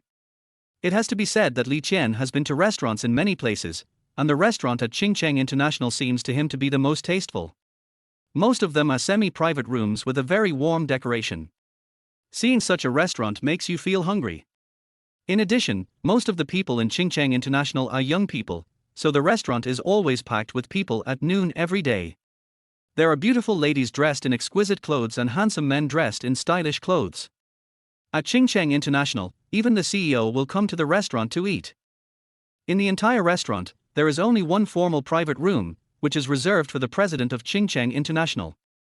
Normally, no one can enter it. Of course, Li Qian thought to himself, that woman Su Xiaye must have been in there. The public relations department had 3 tables to themselves, and everyone went there to buy their favorite food and sit together to chat. Intentionally or unintentionally, Li Qian chose to sit next to Chen Yarjing. Chen Yarjing couldn't ask to change seats in front of so many people, so she could only keep her head down and eat. But just when everyone was halfway through their meal, a man suddenly came over with a bouquet of flowers in his hand. Li Qian was a little puzzled when he saw the man walking towards him, but he understood the next moment. Yarjing, this is a gift from me. Do you like it? The man actually handed a bouquet of flowers directly to Chen Yarjing. Chen Yarjing, who was eating with her head down, had to raise her head. Well. Li Qian felt very surprised. Damn, this is my man, okay? How dare you interfere? It is obvious that this man likes Chen Yarjing and he must have done this kind of thing many times before. Sure enough, the next moment, their whole restaurant became lively. So he's the new head of the propaganda department. He's young, rich, and handsome. If I were Chen Yarjing, I would definitely throw myself into his arms. Yes, Pan Ziming is really a rare dream man, so gentle. If I remember correctly, this is the 5th time he has sent flowers to Chen Yarjing, right? That's right, Chen Yarjing is so ungrateful. Our Ziming treats her so well, why doesn't she express her feelings quickly? Of course, these words were not said by the people in the public relations department, because everyone in the public relations department seemed to know that Chen Yarjing had a boyfriend outside. These people are looking at Pan Ziming with contempt. She already has a boyfriend, so why are you here? Chen Yarjing was very embarrassed, but when she saw Li Qian with a stern face, for some reason, she suddenly felt a little happy in her heart. So, she pushed the flowers away with both hands, and then said, Minister Pan, I'm sorry, I appreciate your kindness, but I already have a boyfriend, so it's not appropriate to accept flowers from others. Chen Yarjing has a boyfriend, and perhaps Pan Ziming already knows that. After all, he is pursuing a girl, so how could he not ask clearly whether she is single? Pan Ziming felt very embarrassed after being treated like this by Chen Yarjing, but he was a man who cared a lot about his reputation, so how could he possibly take back something he had given away? Har har, Yarjing, this bouquet of flowers has no special meaning. I just want to give you a gift. Pan Ziming would naturally not say in front of so many people that I want to steal your girlfriend, so you should dump your so-called boyfriend right away. He has a normal IQ and knows how much trouble these words will bring him. Yo, you keep calling me Yarjin. Are you two on good terms? Li Qian next to him couldn't help it. Pan Ziming was at most more handsome than him, but was he richer than him? You must be kidding. I still have 500,000 yuan in my card, although the money was given by my father-in-law. When Li Qianyi spoke, not only did Chen Yarjing stop talking, but everyone in the public relations department was dumbfounded. Only Xu Qingqing looked at Li Qian with a matter-of-fact expression, and secretly clenched her pink fist to cheer Li Qian on. Pan Ziming was already in a bad mood, and when he heard these words, he suddenly became unhappy. Who are you? I am a minister after all, and you, an employee, dare to interrupt me. Who is this? I'm the assistant of the PR department, my name is Li Qian. I forgot to tell you, I'm actually Yarjing's boyfriend too. While introducing himself, Li Qian put his hand on Chen Yarjing's shoulder, and the two of them were half-hugging each other. After Li Qian said this, countless people were shocked and couldn't close their mouths, especially those in the public relations department. Everyone seemed to have discovered a new world. No wonder Li Qian had such a good relationship with Chen Yarjing on the first day he joined the company. It turned out that he was Chen Yarjing's boyfriend and came to this company specifically to find a job. You don't believe it? Then look for yourself. Chen Yarjing didn't resist at all. Could she let someone who wasn't her boyfriend hug her? So it's an assistant. My name is Pan Ziming, and I'm the head of the propaganda department. Pan Ziming ignored the fact that Li Qian was Chen Yarjing's boyfriend. On the surface, he was introducing himself, but in fact, he was saying, I'm the director. How dare you, an assistant, come and snatch my woman? Do you believe that if you make me angry, I'll make things difficult for you? Pan Ziming? I don't know him. You? But Yarjing is my girlfriend. Please don't harass her anymore. Otherwise, I'll be jealous. I'm also a violent person. If I do something impulsive, I'm afraid you, Minister Pan, will feel bad. If you threaten me, I will threaten you back. While holding Chen Yarjing tightly in his arms, Li Qian spoke to Pan Ziming with great contempt. You? Pan Ziming looked extremely angry, but he couldn't say anything. Just at this moment, someone shouted, the president is here. This one sentence immediately made Pan Ziming feel the dawn of hope. How dare you threaten me? Well, wait for me to tell the president and see if you can still survive in the company. Chapter 26. Is she your girlfriend? As usual, Lin Yi waited until most of the restaurant staff had finished eating before approaching the restaurant. She likes to eat by herself in the private room and doesn't want to make the employees feel restrained because of her. But when she came today, she found that the entire restaurant was extremely crowded. Normally, most people should have left by now. Just at this moment, a man walked towards her. She knew this man, who was the newly promoted director of the propaganda department. He was very capable and had good personal abilities at a young age. Lin Yi planned to train him. Pan Ziming came to Lin Yi and immediately became cautious. Even though Lin Yi was extremely beautiful, no man in the entire company dared to blaspheme the president. Some people didn't believe it and thought they could attract the president's attention, but the next day they heard that he was fired. Yes, Lin Yi will not bring personal feelings into work, but she also does not need a proud and overconfident employee. Want to chase me? Sure, just leave your post first. It is precisely because of this that basically no one dares to have any ideas about Lin Yi, especially the company's employees. Are you kidding? You lose your job if you say something wrong. Are there such stupid people in the world? President. Well, what's going on? Why is the restaurant so noisy? Lin Yi asked with a frown.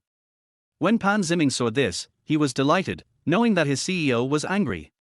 Boss, this is what happened. An assistant from the PR department threatened to beat me up. The words were not finished, but the effect was maximized. Lin Yi frowned even more after hearing this.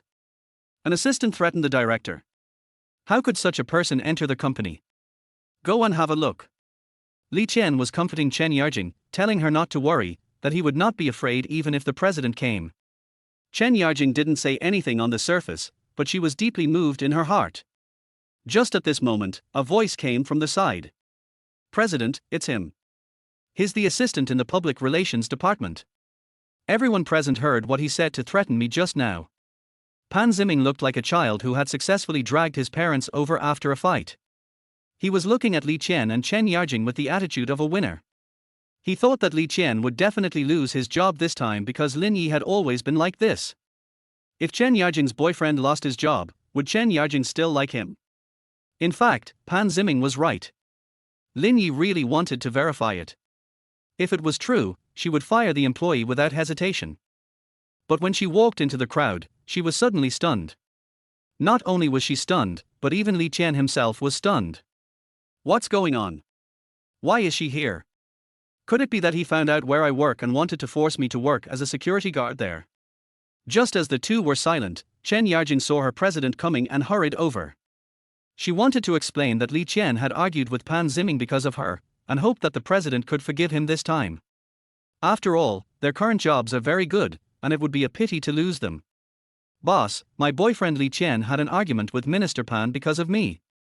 Minister Pan kept sending me flowers, and my boyfriend got jealous, so. As soon as Chen Yarjing finished speaking, she felt as if the air around her was solidifying. Li Qian was really embarrassed at this time. When he heard Chen Yarjing calling Lin Yi president, he suddenly understood. Damn, the job I worked so hard to find turns out to be in my wife's company. Also, what's going on? Saying that another woman is your girlfriend in front of your wife. Oh my god, Li Qian felt that he must not have checked the almanac before going out today. How could these two completely unrelated things happen to him? What should I say next? Looking at Lin Yi's attitude, she will definitely make a scene when she gets home. Admit that he is Chen Yarjing's boyfriend. Then he is done. Don't admit it. Then Chen Yarjing would be sad, and I would still be finished. No matter how you look at it, it's a dead end. Even though Li Qian is a veteran, he is still confused at this moment and doesn't know how to explain it. She's your girlfriend. Lin Yi did not answer Chen Yarjing's question, but asked Li Qian instead. In one sentence, Li Qian was forced into a desperate situation. Finally, Li Qian gritted his teeth and made up his mind. Yes. When he said this word, Li Qian shouted in his heart, Yarjing, remember to burn some paper money for me during the festivals in the future. I have offended someone I shouldn't have offended. Sure enough, when Li Qian said this, he could clearly see Lin Yi's body tremble. Although she recovered quickly, I believe she must have felt bad at that moment. After all, even if she has no feelings for me, it still makes me seem shameless to say such things. Li Qian is very accurate in understanding a person's psychology. This is what Lin Yi was thinking at the moment. She felt it was ridiculous that her husband admitted in front of so many people that another woman was his girlfriend. Is there such a ridiculous thing in the world? Li Qian, it seems that this is your true self. Everything before was just an act. Minister Pan, Yarjing has a girlfriend, why are you still pestering her? Suddenly, Lin Yi changed the subject and pointed directly at Pan Ziming. Pan Ziming was dumbfounded. The script shouldn't have been like this. Was President Lin very angry and directly fired Li Qian? Boss, I don't know. Nonsense, CEO. He has known all along, but he still keeps pestering Yarjing. Today, Brother Chen couldn't stand it anymore, so he stepped forward and admitted his identity. In fact, Brother Chen and Sister Yarjing have been together for a long time. Xu Qingqing showed her loyal side at this time and decisively chose to stand on Chen Yarjing's side.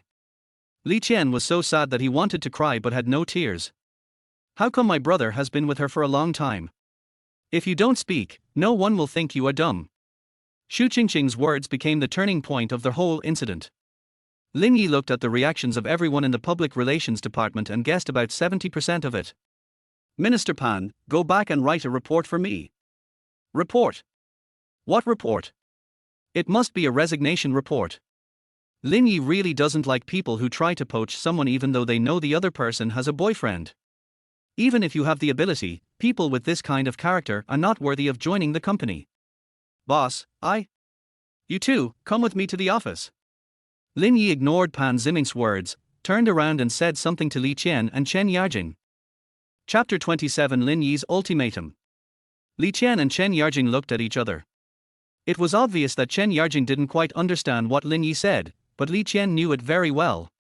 My trouble is coming, and I don't know if I can get out of it alive. As for Pan Ziming, an employee who had been dismissed by the president, no one would be around him anymore, so he could only leave in disgrace. However, before leaving, he gave Li Qian a very vicious look, but Li Qian did not take it to heart. Well, this kind of person is not qualified. Let's go. The president must still be angry. When you get there, be nicer and explain yourself carefully. I guess the president won't make things difficult for you. Chen Yarjing was still persuading Li Qian. Xu Qingqing's reaction was more direct. When she heard that the president did not punish Li Qian but fired Pan Ziming instead, she immediately jumped up and exclaimed that the president was wise. Smart? Smartass, I'm her husband, you can't fire me. Li Qian regrets it now. If he had known that this company belonged to Lin Yi, he would never have come here to work. Now it's too late. Well, my stomach feels uncomfortable. I need to go to the toilet first. Sister Yarjing, how about you go to the office first? Li Qian decisively started to act like a rogue, because he believed that if he went there, the ending would be very tragic. Although Chen Yarjing didn't know why Li Qian did this, she knew one thing, that it might not be appropriate for her to go alone. No, you go first, I'll wait for you to come back. Forget it, I suddenly don't want to go. You still don't want to go with someone like this? It is obvious that Chen Yarjing still doesn't know that Li Qian did it on purpose. Well, I just held it back suddenly. Puff. Chen Yarjing didn't laugh, but Xu Qingqing couldn't help laughing. Perhaps Chen Yarjing, as the person involved, did not see it clearly, but Xu Qingqing was always beside him. She could see Li Qian's daze at the moment when he saw Lin Yi, and Li Qian's obviously perfunctory expression just now. What are you laughing at? Go to the office and work. Chen Yarjing said something angrily and scolded Xu Qingqing away. In fact, she was quite happy about Xu Qingqing's impulsiveness just now. At least those who dared to stand up at that time were all true friends. Li Qian had already prepared for various ways of dying, but when the two of them arrived at Lin Yi's office, Lin Yi acted as if nothing had happened. Lin Yi began to apologize to Chen Yarjing, saying that the company did not pass the assessment when recruiting, and allowed people with such character to join in, causing trouble to her life. Then he revealed, intentionally or unintentionally, that the position of propaganda minister was currently vacant and that Chen Yarjing had performed well. It is obvious that he wants to support Chen Yarjing to this position after a period of time. Li Qian felt a little dizzy. Why didn't Lin Yi retaliate, but instead wanted to give Chen Yarjing a promotion and a raise? The script was wrong. There must be something wrong with the way he opened it. But suddenly, Li Qian seemed to think of something. He glanced at Lin Yi, whose expression remained unchanged for thousands of years, and sighed, women are all scheming bitches.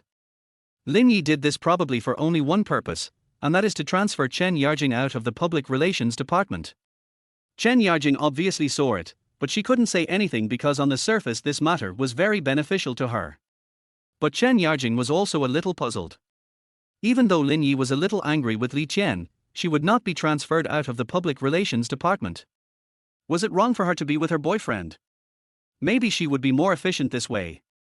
But she obviously didn't know the most important question: is Li Qian his boyfriend? Even if he is, Lin Yi is still his wife. From beginning to end, Lin Yi did not say a single word to Li Qian. After she finished her concern, Lin Yi asked Chen Yarjing to go back to work. When Li Qian was about to breathe a sigh of relief, Lin Yi suddenly said, Li Qian, stay. I have something to ask you about our company's products. There is only one man in the public relations department. Lin Yi heard Su Xiaoye talk about this matter a few days ago. There is no doubt that the one who gave suggestions to the company must be Li Qian. Well, Li Qian originally wanted to say that he really didn't have any suggestions, and that everything he said before was nonsense. But Chen Yarjing gave him a look, which seemed to encourage him to perform well. Big sister, you are sending me into a dangerous situation. Chen Yarjing really thought so she hurried out and did not forget to close the office door before leaving. Okay, I'll face it alone and see what you can do to me. Turning around, he looked at Lin Yi. I don't know when, Lin Yi had already opened the information at hand and started reading it. This person doesn't look like a problematic person at all. Should you explain this to me? Lin Yi lowered her head and looked at the documents, and suddenly said something. Here it comes, it's here as expected. Li Qian thought to himself that if he couldn't explain this matter clearly, Lin Yi would kill herself with a knife in the office. After all, if this matter got out, she would probably lose face. That. Li Qian also came to Lin Yi, but after thinking for a long time, he didn't know how to say it. Honey, are your shoulders sore? Can I rub them for you? Li Qian immediately changed his expression. How could he describe that face? A villain, a very villain. Lin Yi didn't react until she felt a pair of hands on her shoulders. She really felt that Li Qian was too good at playing rogue and she couldn't even vent her anger. Well, this massage technique is still okay. I'm a little tired after working for a whole morning. Li Qian saw Lin Yi starting to enjoy herself and secretly said, that was a close call. Fortunately, he was smart and managed to divert Lin Yi's attention. Although this is a bit tiring, it's nothing.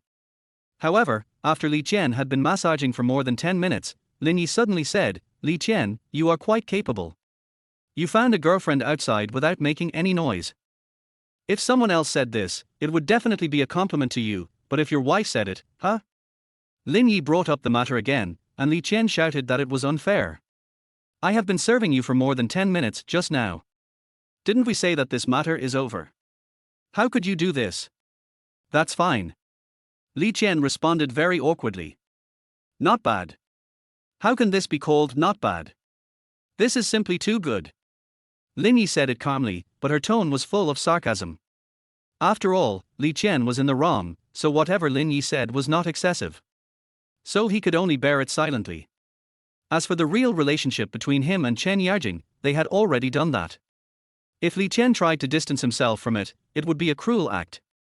I want to ask you something about this matter. Are you going to live with me or with her from now on?